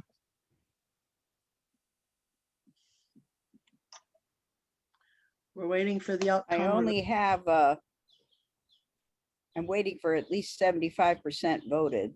I have 24 votes, 25 now. Yeah, Is that's a that enough? majority. It's a If you majority. want, if you want, you can say I did. I hit the wrong thing and canceled me out. Okay, I did that once this morning. I wasn't supposed to be voting anyway. Okay, 100% in favor of that motion. Thank you, Denise. And next we have a motion from the Elections Committee under state government. And I think Letty's going to present that since Jill is not here. Right. And the motion is, I move the adoption of state government, under state government, adding the LWVUS position under representative government, voting rights, a citizen's right to vote on page 24. And the reason for that is that it's one of the highest priorities for all levels of the league, and it's listed in the national position, but it's not part of our program. And it's nice if it is in our program so that we can see it. We don't have to look for it and people know where to find it. Great. Okay, is there a second? This is Kim Wells and I second that. Thank you, Kim. Is there any question or discussion or anything like that on this subject? Okay, we're ready for a vote on representative government, voting rights, citizens' right to vote, page 24. Everybody vote. And we will be able to call the question pretty soon. And Kim, you're here for the next motion? Yes, I'm gonna try it. Great. Here's the poll results, 100%. You know, you guys are doing a great job today. It's making my job easy thanks to Letty's script. Letty, just so you know, Letty develops a script, but everything I have to say, and it's really helpful, and I really appreciate it, Letty. I don't know what I would do without you. Now I'm going to introduce Kim Wells, who's the chair, the study chair for representative government. And she will make a motion under that. All right, so I'm going to give you a little more background on this one. It's more of an extensive new position that we're looking at. So I'm going to share my screen real quick, Kara. So here's the new one that we just voted on, adding this little short LWVUS position in. In 2019, at the LWVDE State Commission, the membership approved a study on alternative election methodologies. That's right here. You can see that highlighting. That study, it's listed at the bottom of page 24 in your convention book. That study focused on different ways to vote that might improve the democratic process in Delaware. The next item on our agenda today is a culmination of that 2-year study, which was chaired by Kim Wells and co-chaired by Jill Itzkowitz. After studying the issue, presenting learnings to the membership, and interviewing many Delaware election stakeholders, the study team held 3 consensus meetings with the league membership in April of this year to form the new voter representation electoral systems position that you'll see at the bottom of the program on page 28. So let's get down here to page 28. All in red here. This is the new position. It's at the very bottom of your book. League members from all 3 counties participated in both the 2-year study and in the April consensus meetings. The new position starts with the LWVUS concurrence position on electoral systems that was adopted at the National Convention in June of 2020. So most of the text here comes directly from the US position. However, there are several clauses that we added for Delaware, and the ones that we added are in the bold italic, like this, the word secure here. And in particular, we added support for ranked choice voting in Delaware. I move that the League of Women Voters of Delaware adopt the new consensus position on voter representation in electoral systems as listed at the bottom of the recommended 2021 program on page 28 of your convention book. And we need a second on that. I second Coralie. Coralie. Okay, I just have to comment on this. I've been a member of the league for I can't remember how many years, and I have never seen a study conducted. Well, there was an energy study a long time ago, but Kim Wells did, and her team did a phenomenal job on this study. And I think everybody should, raise your hand and give Kim a cheer for the great job that she did on that study. And I just wanted to editorialize a little bit as a member, as a chair. I guess I can do that. Chandra, you're not going to call me on that, are you? Thank you. Okay. We have a motion and a second. Is there any discussion? Does anybody have any questions of Kim? Linda? I don't know if this is premature, but I'm wondering if Kim, the committee has had any discussions about what the next steps on this are. Is there a legislator who is interested in this, who will take it forward, or is that premature? Yeah, actually the timing is very good. Some of the new, more progressive legislators are quite interested in the topic. In particular, new state representative Eric Morrison recently held a constituent coffee with this as its topic. Ranked choice voting was the topic of the coffee. State Senator Kyle Evans-Gay, who chairs the Government Elections Committee within the Senate, is very interested in the topic. There is a third-party group right now called Rank the Vote Delaware, which is working specifically on this initiative in Delaware. So I wouldn't be surprised if the Advocacy Corps has the opportunity to support legislation in Delaware coming up next year. I also recall we had a meeting with the Senate leadership, and Senator Tizzy Lockman was very interested in the possibility of doing this in Wilmington. It would solve a lot of their issues, I think. Yeah, there is some support specifically in Wilmington, party primaries in Wilmington. Right. We have a raised hand from Peggy Schultz. Guys, I would suggest that you draft legislation, that the committee draft legislation, and because, you know, it might be a straw man that, but it's good to get something out there, you know, everybody says, well, you know, I like that, but you know, if you don't have something written down, it's hard to like it. So. Thank you for that suggestion, Letty. Or I mean, Peggy. Peggy. Thanks, Peggy. Okay, any other thoughts that you want to communicate to Kim on this right now? Kim, maybe you want to come to well, you can work with Linda to set up a time to come to the advocacy core and discuss the details about how to get that implemented. That would be great. Okay, ready for a vote on this new position. This is a great project and I'm very excited about it. And the workshop we had here in Sussex, I know I was there, and we got at least one new member out of it, and it simulated a lot of interest. So we're very excited about it.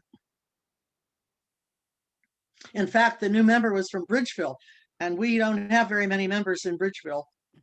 I think we have 2 now. It's in Western Sussex, and it's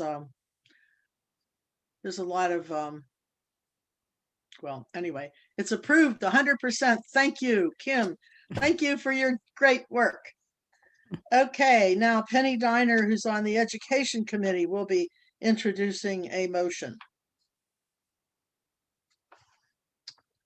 Penny, are you here? She's got to unmute. I did that.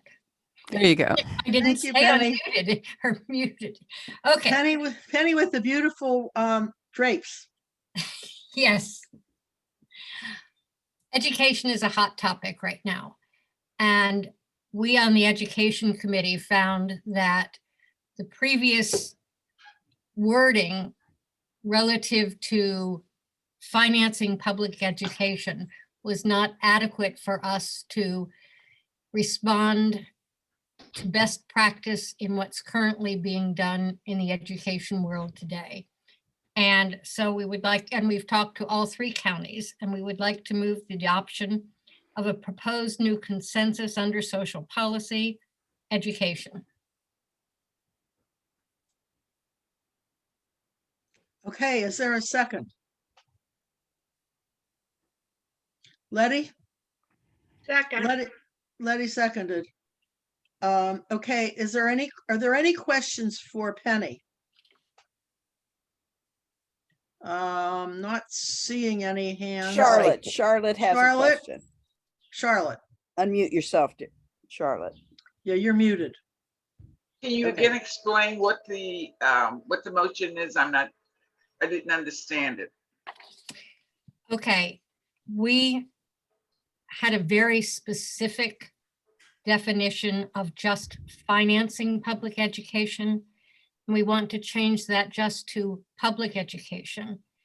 And there were specifics in it in the previous statement that said that we believed in the unit system, which we now know is not the best way to educate children, that we want to support weighted funding because that would give children from low-income families and English language learners additional money. And our previous statement didn't allow us to say those things. And so what we've tried to do is generalize the statement to allow us to support what we consider best practice. Thank you. You're welcome. It's a much better position than we had before, that's for sure. Well, I'm not supposed to editorialize, am I, Sandra? But anyway, I tend to ignore rules sometimes. I'm sorry. Anyway, okay, we're no questions, no additional questions. We're ready for a vote. Looks like it. Everybody vote. The Education Committee has done a really great job this year, so thank you both. Kathleen Baker is also she and Penny tend to lead that group. Thank you. Kathleen is a powerhouse on it. Well, nobody wants to be chair, but they've been leading it, especially with Kathleen, and Penny is working closely with her. So we're waiting. Oh, Sandy, can I Charlotte. ask another question? Yeah, Charlotte, go ahead. Right, and I don't know if it's appropriate, so stop me if it's not. I've been trying to find out if the State League took a stand on House Bill 198. Oh, yes. Yes. Yes, we did. And we submitted testimony at the Senate hearing the other day in support of it. We'll be posting that testimony on the state website as soon as I can get it processed and submitted to Mary Ann so you can see what we said. But yeah, we are definitely in support of that. And did I see that bill was approved? Yes, it was not signed by, it wasn't approved by Shortstop, by the way. He voted against it. Oh, well. Since he's in your district. Yours too. He's in yours too. Yeah, but I know he didn't vote for it, so he's out Okay. of my head now. Okay, thank you. Let's see, we had a vote. It's coming in and we will know soon. And then we're going to be moving to criminal justice. Oh, it's posted. You should see it. Oh, it was 100%. That's right. That came up while Charlotte was asking her question. Okay, Charlotte, thank you for your questions. And I'm sorry I didn't see you at that earlier time when you were there. You and I just have this thing, Sandy, but that's okay. My close friend Charlotte. I Close adore her. invisible friend, but that's okay. That's okay. Okay, the vote was 100% in favor of the Education Committee, and thank you for your great work, Education Committee. Kathleen and Penny in particular, and everybody else who's on that committee. I know there's a lot of people on that committee, aren't there? Okay, and next is Lori Yaden, who is the new chair of Criminal Justice, and thank you, Lori, because I was having a very difficult time trying to be president, chair of redistricting, and trying to keep the criminal justice group going. And so Lori has taken the lead, and I really appreciate it. Thank you. You're welcome. And just to make a note, since I'm new, and I know my last name is like an odd one, it's actually not an English name. It's often mispronounced. So just for the sake, how is it? It's pronounced as Yadin. Yadin, okay. Yadin. Well, thank you. Okay, I So really, just- I always feel very strongly. Yeah, I feel very strongly about pronouncing names correctly. So Yadin, it's Lori Yadin, and also Marin, who she's on vacation visiting her parents, but Marin Bertelson is Marin, it rhymes with bar. And we tend to say Marin, so it's Marin. Anyway, and it's Lori Yadin. Okay, Lori, we're ready for you. Thank you.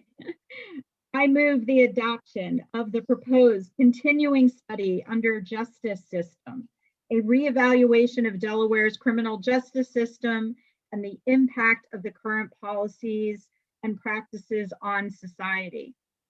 This action will continue to be taken under the League of Women Voters Delaware current position, and the study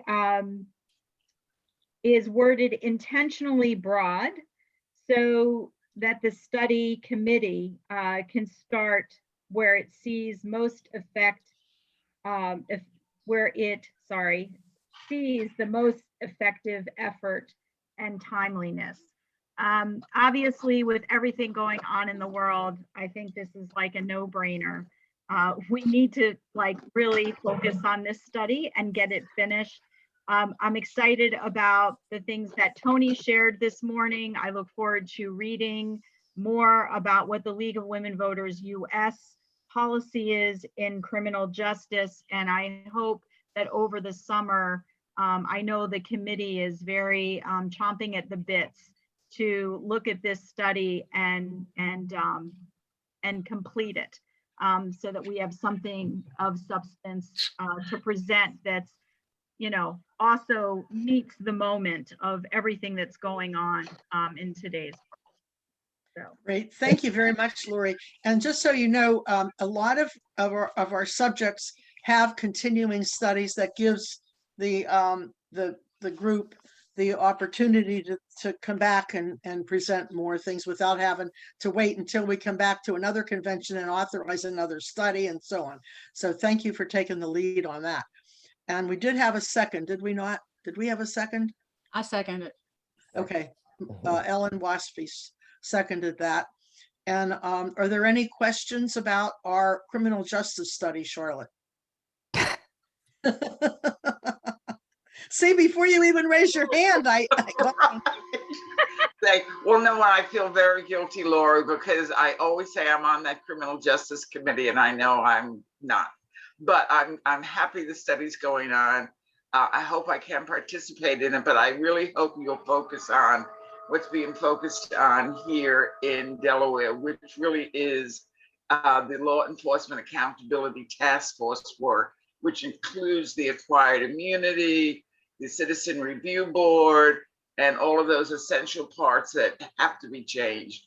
But I mean, it's just a really separate part from the criminal justice study that's been going on for years in Delaware. It had to do with sentencing and incarceration and all those kinds of things. So you can't see my notes, Charlotte, but if you could see my notes in the margin, exactly what you just said is exactly what I've written in terms of focus. So I didn't know if maybe it's an advertisement, but starting in July, we will be having small town hall meetings on the need for criminal justice reform in Delaware. We've invited those folks from the state government level to come and tell us specifically with timelines what's going to happen in terms of law enforcement accountability. Great. You'll hear more about it. That's great. Thank you, Charlotte. And thank you, Lori. Peggy, you got the answer to your question? Okay. Are there any other comments or questions about criminal justice? I also wanted to comment on Marjorie Green is a new member who moved here from Los Angeles, where she was very active. In fact, I think she chaired the criminal justice committee for the Los Angeles League. So she's also very active and helpful. So thank you, Marjorie. And thank you, Lori, especially for your leadership. Okay, we're ready for that vote. Or did we vote on that yet? No. We need to vote. Okay, here we go. Here we go.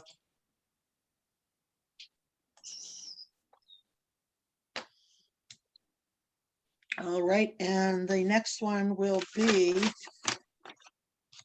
on page 6. Oh, Joanne, you're up next. Joanne Hassey. As soon as we get the vote on criminal justice.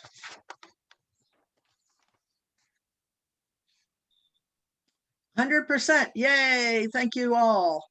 Okay, now we're on to healthcare with Joanne Hassey, our longtime expert on this subject. It's changing too fast for anybody to be expert, I think. I propose adopting a continuing study of financing and delivery of healthcare in Delaware. Most of the work we currently do is under the league and the national position, which is promote a healthcare system for the United States that provides access to a basic level of care for all US residents and controls healthcare costs. So in other words, we look at access, quality, and cost. And so we are able to use that for quite a few of the bills that come up in the General Assembly. But by having a continuing study, it means if something specific comes up, we can have a quick look at it and maybe do a very short study. Or find a consensus like we did for medical aid and dying. Well, that was one thing, yes, that we did. The medical aid in dying issue came up in Delaware. It wasn't covered by our national position, but because we did have this continuing study of healthcare issues, we were able to do a quick study and come up with a consensus on it. That we're expecting a bill shortly on that situation in Delaware, that we've had them in previous General Assemblies and they did not get out of committee, but they're It's looking a little more favorable, so we are expecting a bill to be introduced soon. And just so some of you who are new understand, the league can either do a study ourselves, or if we can find a national, another state or local league in this country that has done a study and has come up with a good position that we like for Delaware, we can do it under what we call concurrence. And that way, and that's what we did with medical aid and dying.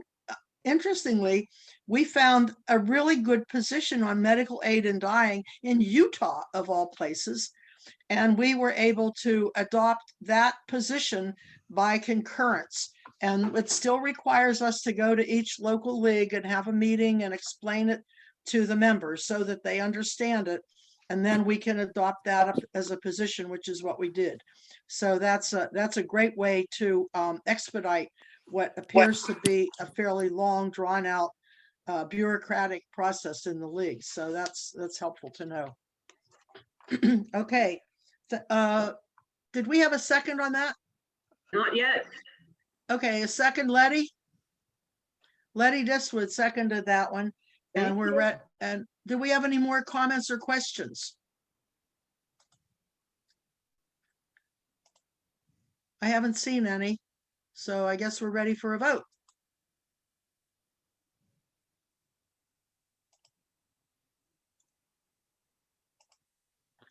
Everybody vote. Submit. And we will have response soon. And Linda, you're up next.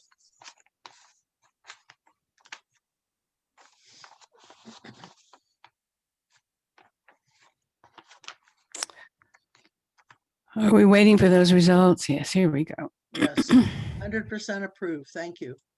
Okay, I just, Right. I wanted to say one more thing about advocacy, but I guess I forgot already. So we'll move Okay, on thank to you. Linda. All right, our next step and final step on the program is to have a final overall vote to adopt the program, to incorporate all of the individual changes that have been acted on this afternoon, and to reaffirm our commitment to everything that is in our program. And I missed whether what Sandy might have said before I got back from lunch, but our program does include the principles of LWVUS, which Tony Zimmer discussed this morning, as well as the issues that LWVUS stands for and is promoting, which she also described very well. So I move that we adopt the program as amended and revised today. Second, Is there a second? Oh, who is that? second. Jack Young. Oh, Jack. Jack Young seconded that. Thank you, Jack. Is there any discussion or are there any questions about program? And I think, Linda, before you got back, I mentioned that program is. You went on to mute, Sandy. Yeah, I'm mute. Sorry. Sandy, you're I'm inadvertently sorry. muted. I'm sorry. I was trying to say, Linda, before you came back, I explained that program is used by the League of Women Voters in a way that no one in the world uses. And it means that all of our policies and positions on legislative issues. That's our program. And it's not just the program for a meeting or whatever. It's a little P program. Okay. We have a second, so we're ready to vote on this. Yeah, is there any more discussion? No more, I don't see any other hands or, oh, comments, no. Martha, you will be next.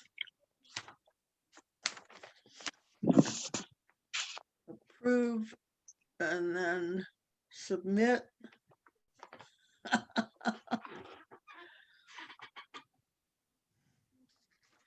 And while we're waiting for that vote, I want to thank Chandra for her service as our parliamentarian. It turned out that we asked you a couple of questions and we appreciated your being there to answer them. And we deeply appreciate your help. And we welcome you to our, well, not yet, but we welcome you as a potential new board member.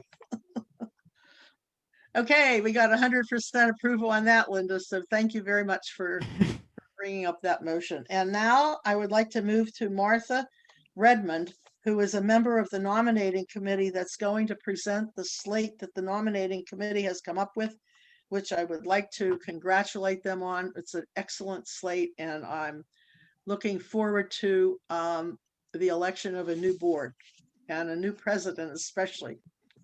Martha. Okay, I move to have the adoption of the slate that the nominating committee has come up with, which includes as officers, President Gwendolyn Miller, First Vice President Kathleen Baker, Second Vice President Linda Barnett, Secretary Margie Johnson, Treasurer Jill Ikowitz, Director Chandra Owens, Second Director Charlie Garlow, Third, Denise Davis. Fourth, Lori Yadin. Fifth, Abigail Freelich. Sixth, Melody Taylor. And the nominating committee, which includes 3 elected, and 2 can also be appointed from the board by the president. Number 1, Pat Newcomb, chair. Number 2, Letty Diswood. And number 3, Ellen Waspy. And I would like to thank all of the members who have volunteered to serve on the board as officers, directors, or in the nominating committee for the next 2 years. Thank you very much. According to Robert's Rules of Order, seconds are not required for nominations. So I would just then like to open the floor for any other nominations that people wish to make. Marge? I don't want to make a nomination. I just, for the record, want to correct that my name should be Marge or Marjorie, but not Margie. Okay. It's Marjorie with a J, right? Right. Okay. Are there, and so I don't see any nominations from the floor. So may I have a motion that the nominations be closed? So moved. Joanne Hassey made that motion, and I need a second. I second Patty Christopher. Patty Christopher, and the nominations are closed. Congratulations to the new board and officers. And now, so since there are no, we are voting to close the nominations. Yeah, so this is to close the nominations. So vote and submit. So this is really to have the secretary cast a unanimous ballot for the slate of officers, directors, and nominating committee. That's so the next 100% voted yes. That we have one more motion. This was just to close the nominations. Oh, I'm sorry. Okay. So then the next one is to have the secretary cast the unanimous ballot for the slate of officers, directors, and nominating committee. And am I allowed to make that motion? No.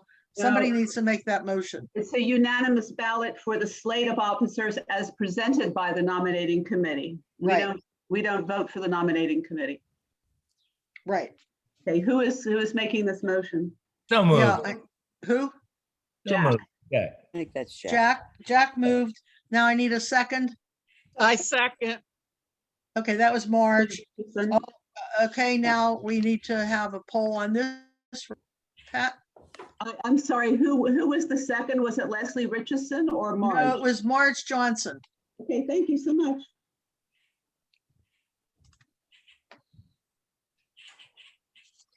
And I want you all to notice that instead of just voting yes, no, or no, we also allowed you to abstain if you didn't want to vote today, but nobody abstained on any of the votes we had. Some of you may not have voted at all, but at least nobody abstained. So that was great.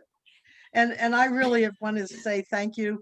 It's been I don't want to say it's been a pleasure, but it's been an honor to serve after Carol Jones, and I could never do as good a job as she did. But anyway, thanks to Letty. Okay, we have 100% on that motion. Thanks to Letty, I've been able to survive this last 6 months as president, and I deeply appreciate her help. Sandy, Yeah. can we thank you? It's going to be, we normally plan on giving you a gift and all that, but No, I it's don't need a been Zoom. gift. It's been Zoom, so we thought maybe that later on when we can see each other, we'll have a party or meet or do something fun. That would be wonderful. I would like to celebrate the end of my leadership in this organization, but I don't want a gift. I mean, really, I do Okay, not but need a the gift fun for- part together, appreciating each other for the If hard anybody work. wants to give me a gift, they can give a donation to the foundation, Yes. which goes into the fund that we have, and you can make a donation in Carol's memory. If I may, Sandy, I do believe that you are entitled to a case of celebration beer, which I've been holding as a trustee. Yeah. I'm tempted to make sure that it tastes all right, but yeah, we do have a case of beer that I certainly could deliver to your home. Well, I would appreciate that. I don't usually drink beer, but I really like Centennial Suds, but I don't need a whole case of it. I really don't. But we can offer some of that for a fundraiser. Board meeting. Joanne, go ahead. Joanne Haas. I want to mention for those of you who are relatively new to the league, that Sandy has served this last 6 months, but she has also been president before. So this isn't just 6 months. She knew what she was getting into, but she took it anyway. I have to tell you a little short story about that. An hour before my first meeting as president of the league in 2009, I found out I had breast cancer.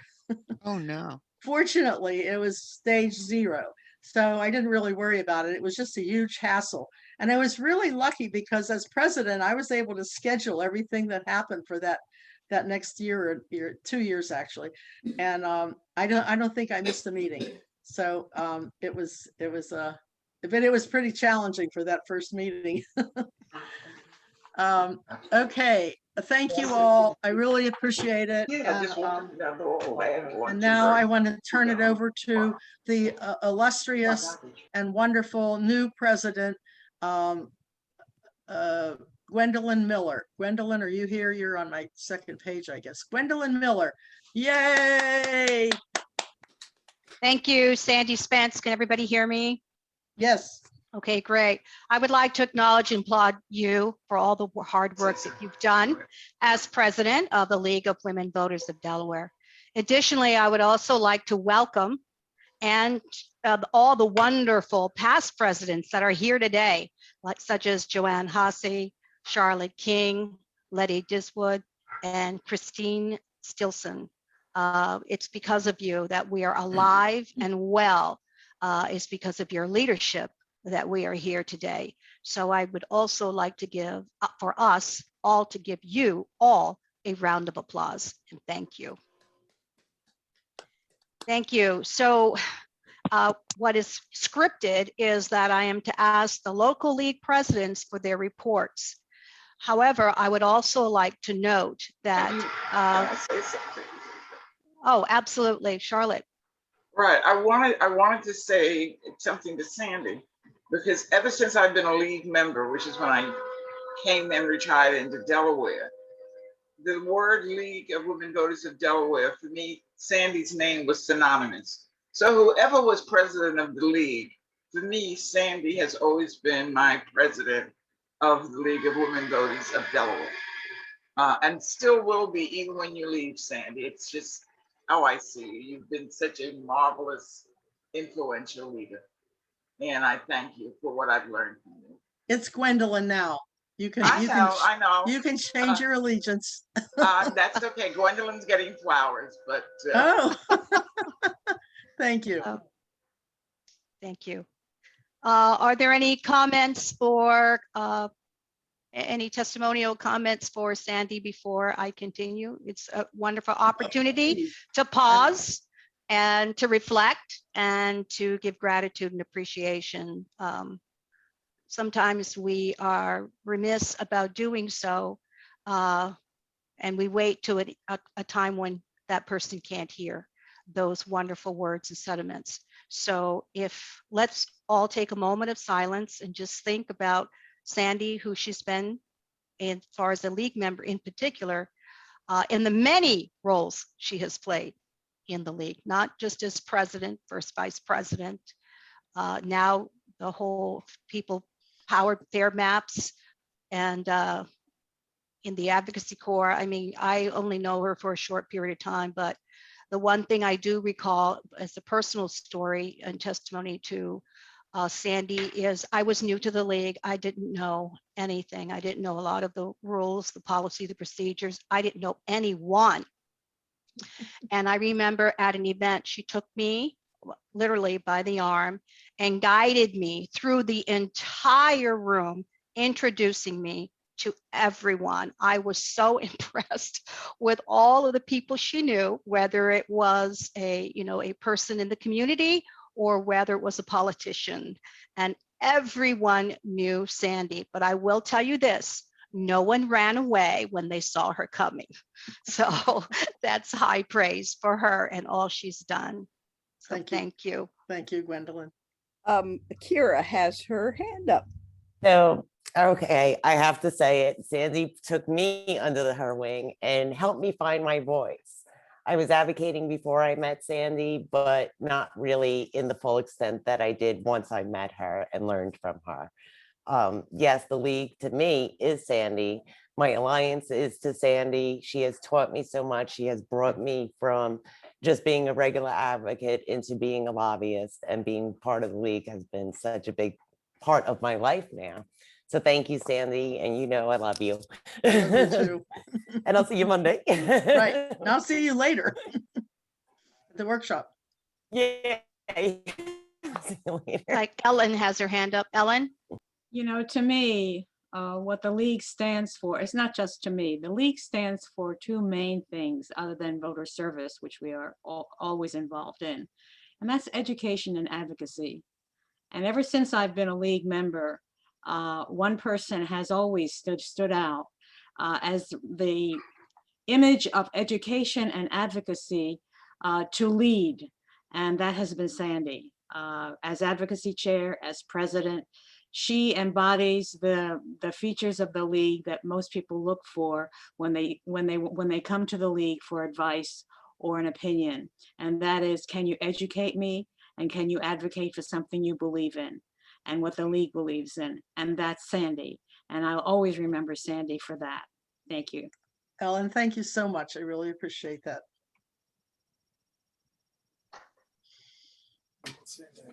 Kathleen Now I'm retired. Kathleen has a hand up. Yes, thank you so much. Sandy Spence is a superb teacher and a courageous representative. The superb teacher came out 2 years ago when she took this person who was new to the notion of the Delaware General Assembly along in her car, and or else it was my car, I don't remember which, but she said, just follow me. So off we went, and I was like tailing her, and it was a wonderful, wonderful experience. And then of course she got me involved in advocacy corps. And it's been a glory ever since. Thank you for being a great teacher, Sandy. And I'll never forget when the governor came for one of his presentations and listening sessions to the Lewis Fire Hall.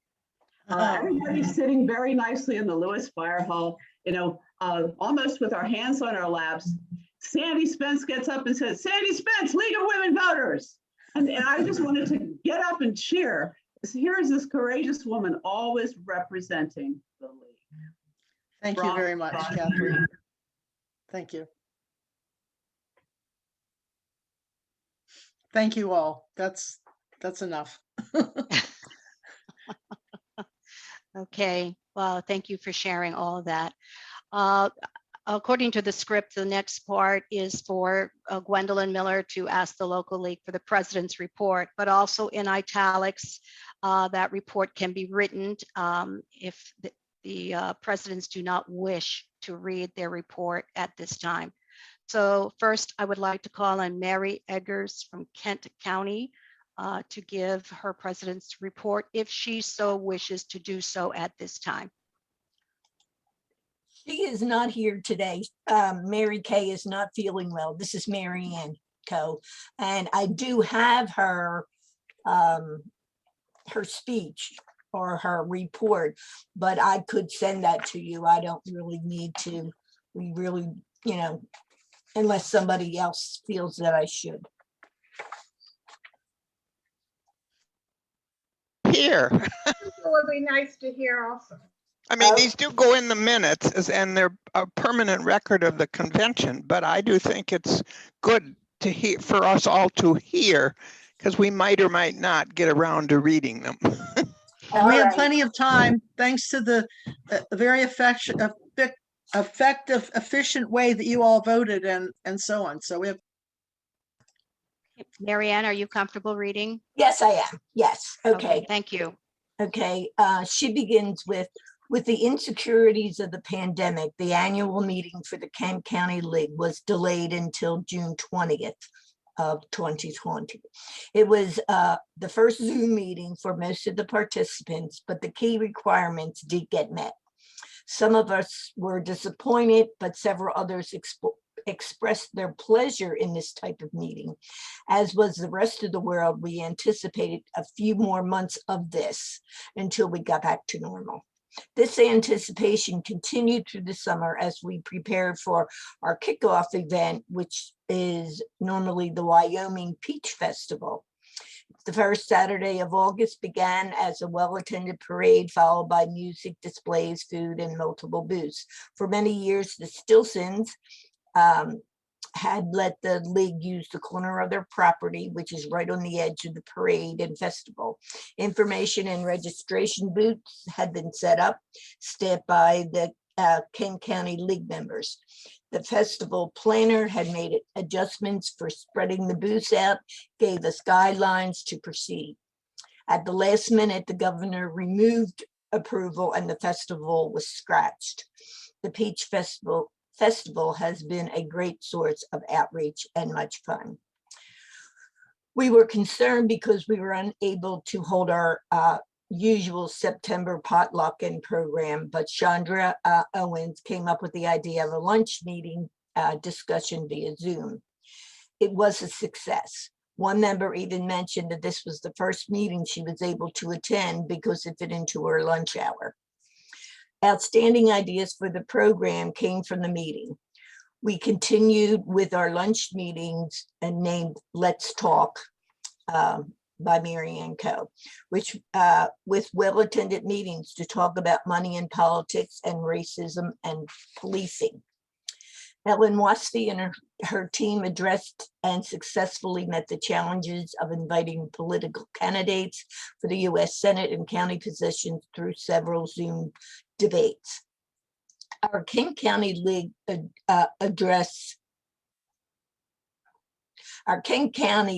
League addresses several out of the ordinary issues, if not exactly challenges.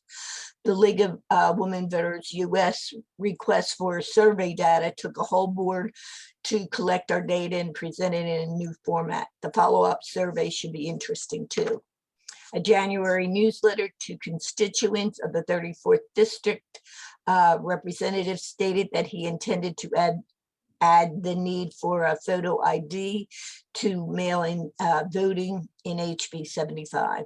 The board decided to write a letter stating the league's policy to Representative Urick, and with the help of Jill, this was sent. The Wilmington Urban League requested a co-sponsorship with Kent County for a Dover City Council debate. Following multiple correspondence, it was agreed that they could follow the league guidelines, and we would be delighted to co-sponsor the debate. They did not, and we did not co-sponsor. Restoring Greater Dover also held a debate without our support. We need to find another avenue to be supportive and show our concern for the discussion process. We are still providing, we are still processing in, no, proceeding, it is proceeding. We are still proceeding in the transfer of our 501c4 to a 501c3. It seems to be a slow process. The family of our former member, Ruth Boknotsky, requested in her obituary that donations be made to the Kent County League. To date, $650 has been received. Thanks to Mary Ann Coe and Chandra Owens and their Zoom skills, the Kent County League has been able to hold board meetings and had informational meetings. We may be able to continue using some of these learned skills into the next year. We anticipate that our annual meeting this year will be better and are addressing these virtual techniques to our bylaws, policies, and procedures. My own personal preference, though, is to return to real in-person meetings. And I think that was, and then she signed it. Okay. Thank you. Thank you for reading that, Mary Ann Coe, and I hope that Mary Eggers does feels better and we hear from her soon. Next, we'd like to hear from Marge Johnson from Newcastle County with your president's report, if you choose to do so. This has been a challenging year for us, as it's been for all of you, but I think Newcastle County adapted pretty well to the new circumstances. Of course, all our plans for celebrating the anniversary and the amendment anniversary were severely constrained. Over the year, we participated in a virtual Chautauqua event for public information. We held a virtual happy hour to celebrate the passing of the 19th Amendment. We sponsored the Newark NAACP Freedom Fund event, at which two of our board members, Susan Mitchell and Shania Lewis, were honored. And several of us have been participating in the Newcastle County 2050 planning sessions. Our voter registration services were very present and very busy despite being isolated. We created a QR code on our signs at various sites for people to register by distance, and we were in contact with the high schools also virtually. We participated in the National Voter Registration Day at some homeless shelters, and we did lots of Zoom events with other organizations, and a few voter forums were held. We held an LWV wine glass sale and 2 pizza sale fundraisers, and a very fun holiday online party with games and competitions. And today we are opening our fundraising auction, which I hope all of you will visit and perhaps purchase something and tell your friends. We did hold a board training, and we have incorporated DEI discussions into all of our board meetings, and we also reviewed our bylaws. We participated in the LWVU semi-annual survey, and the board made a conscious decision to focus on housing and environmental justice. We continued our monthly hot topics and TED Talks on a wide variety of subjects, and it was really gratifying to be able to share them with the other leagues since they were all virtual, and I think that's a big plus that's come out of the conditions of this past year and a half.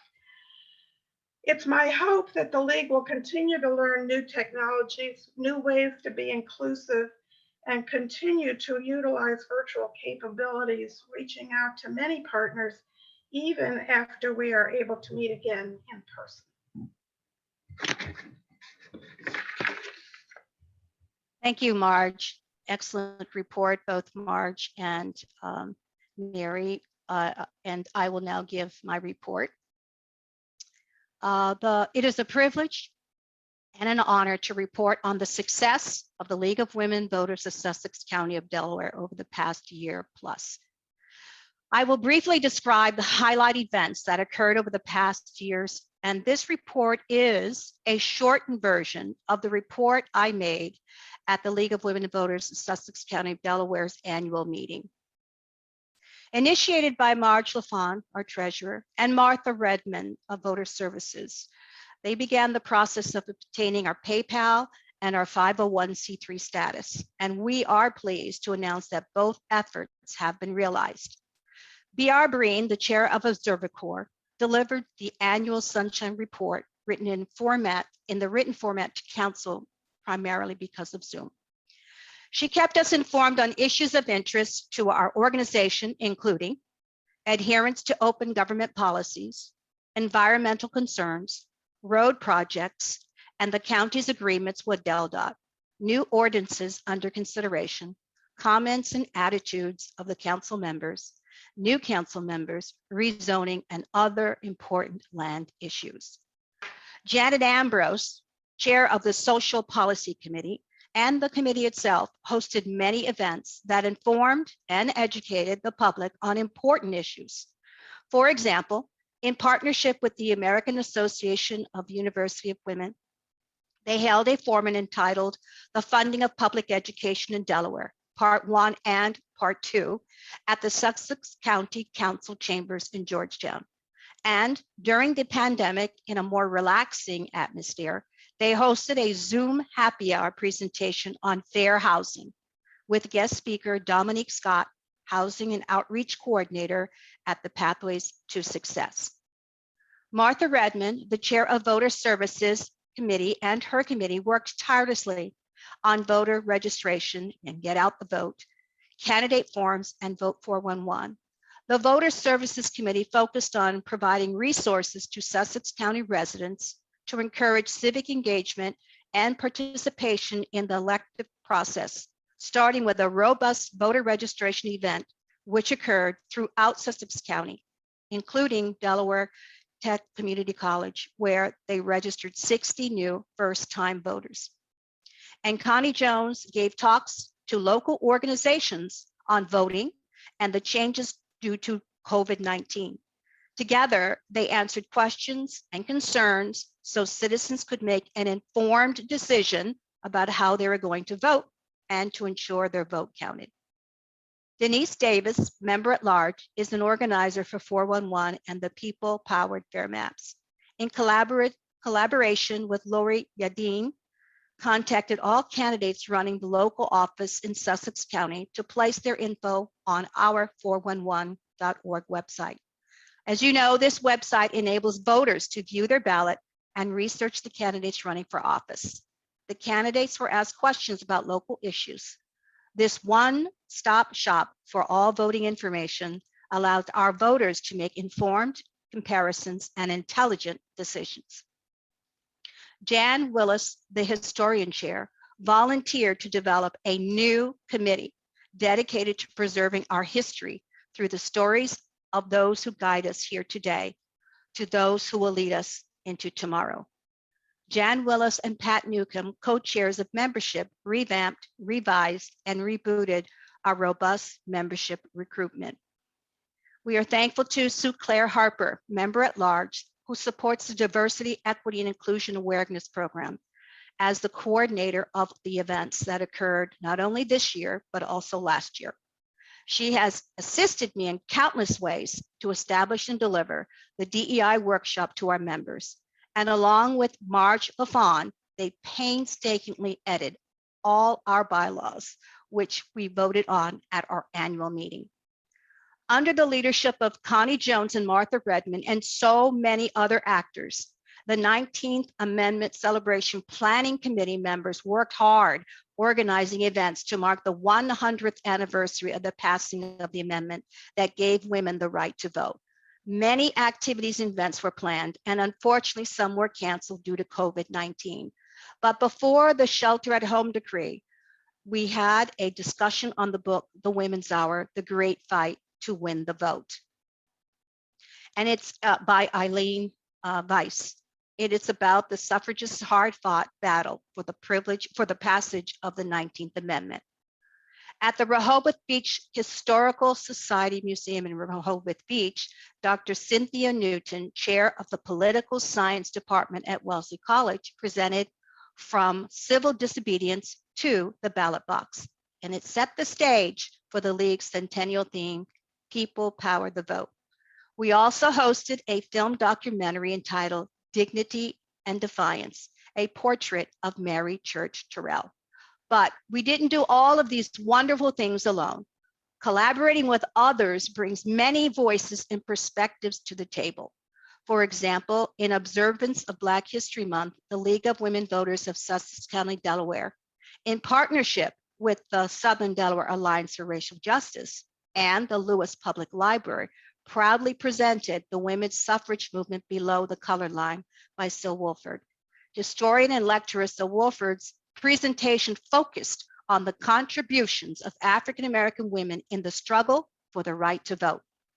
And Enough is Enough, a live video conference addressing police brutality encountered by Black men, women, and children. This event was sponsored by the Southern Delaware Alliance for Racial Justice and the Women's March Sussex, Delaware. The panel presentations featured Kathleen Jennings, our Delaware Attorney General, and other dignitaries. The speakers explored the source and the consequences of police brutality, its impact on the life of African Americans, recommendations for long overdue solutions, and the development of a plan of action. The League of Women Voters of Sussex County and the Sussex County Alumni Chapter of Delta Sigma Theta Sorority, Inc. presented a compelling film documentary entitled Dignity and Defiance, a portrait of Mary Church Terrell. Miss Terrell was a well-known African-American advocate who championed racial equality and women's suffrage in the 19th and early 20th century. My term as president of the League of Women Voters of Sussex County, Delaware, ends on June 30th, 2021. I want to thank all the talented and dedicated members on the board and our membership for their support every time they said it, and participation in our activities and events. As we acknowledge our accomplishments of the past and we look forward to the challenges of the future, we are committed to empowering voters and defending democracy. Thank you. And at this time, I would look at my script, and it asks that I give new directions for the new board. And I want to say just a few words. I'm standing on the shoulders of the League of Women Voters of Sussex County, Delaware, the outstanding board members, and I'm very grateful for their patience and kindness, which is why I am here today, ready to serve you. As I lead you in the next 2 years, along with the programs and studies that are already in place, my agenda also includes to continue to move the conversations forward on DEI, use of technology in communications and at our board meetings, development and implementation of policy and procedures, and designing and developing a strategic plan. Those are my goals for the League of Women Voters of Delaware. Our first meeting will be an interesting one because it will be for new members only. It will be a new board member orientation. And the time of that orientation will be determined by a poll that I will provide for those new members to find a time that is convenient for all of us to meet. Our first full board meeting under my leadership will be June 23rd, 2021 at 5 p.m. And at that Zoom meeting, we will determine if we will be meeting in person from that point on. Gwendolyn, sometimes members or participants in the meeting might also want to suggest some directions for the board, some thoughts that they have that they want the board to consider.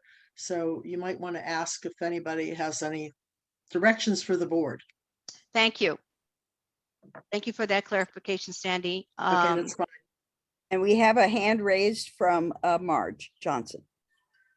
I'm just wondering, Gwen, this new board member orientation that you will plan, do you want a secretary at that meeting?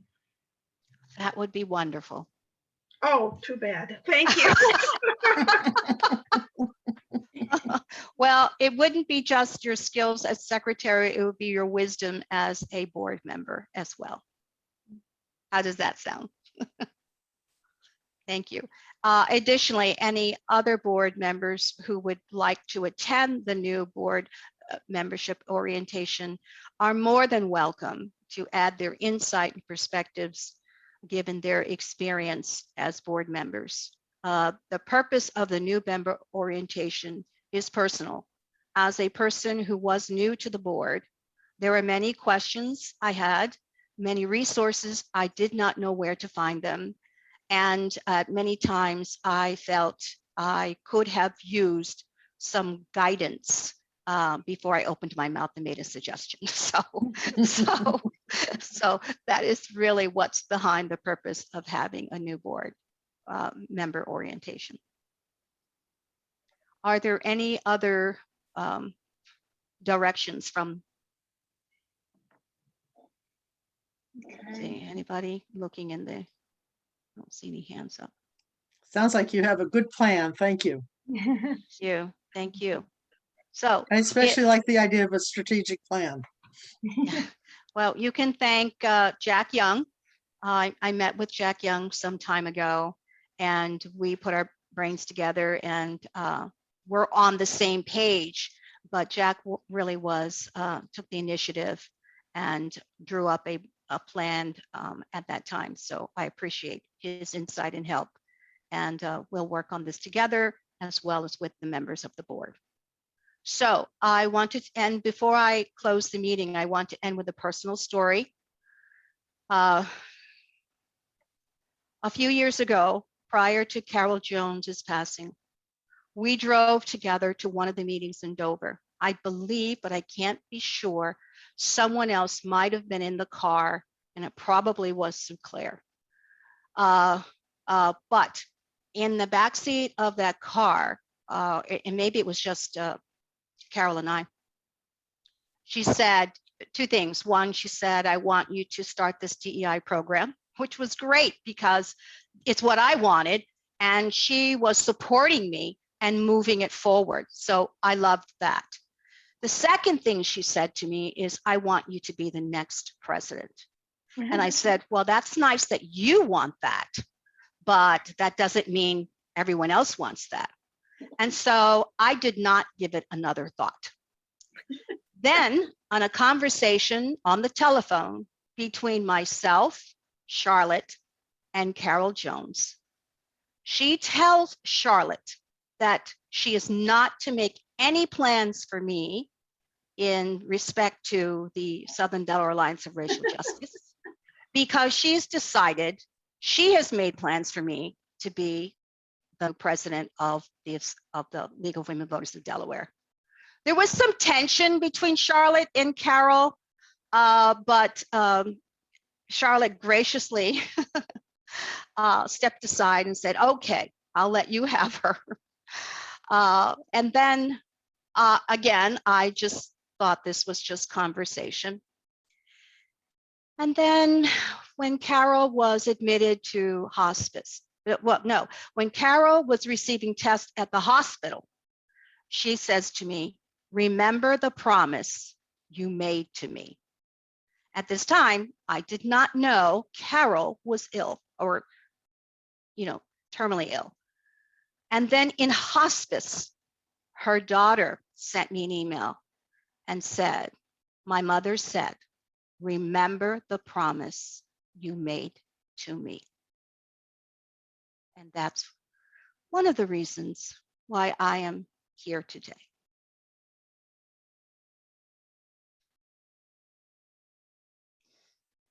So if there is no further business for this convention, I would like to call for a motion to adjourn. Is there a motion to adjourn? So moved. Second. Second, Patty Christopher. No, I seconded. Sandy I'll Spence. third it. All in favor? Aye.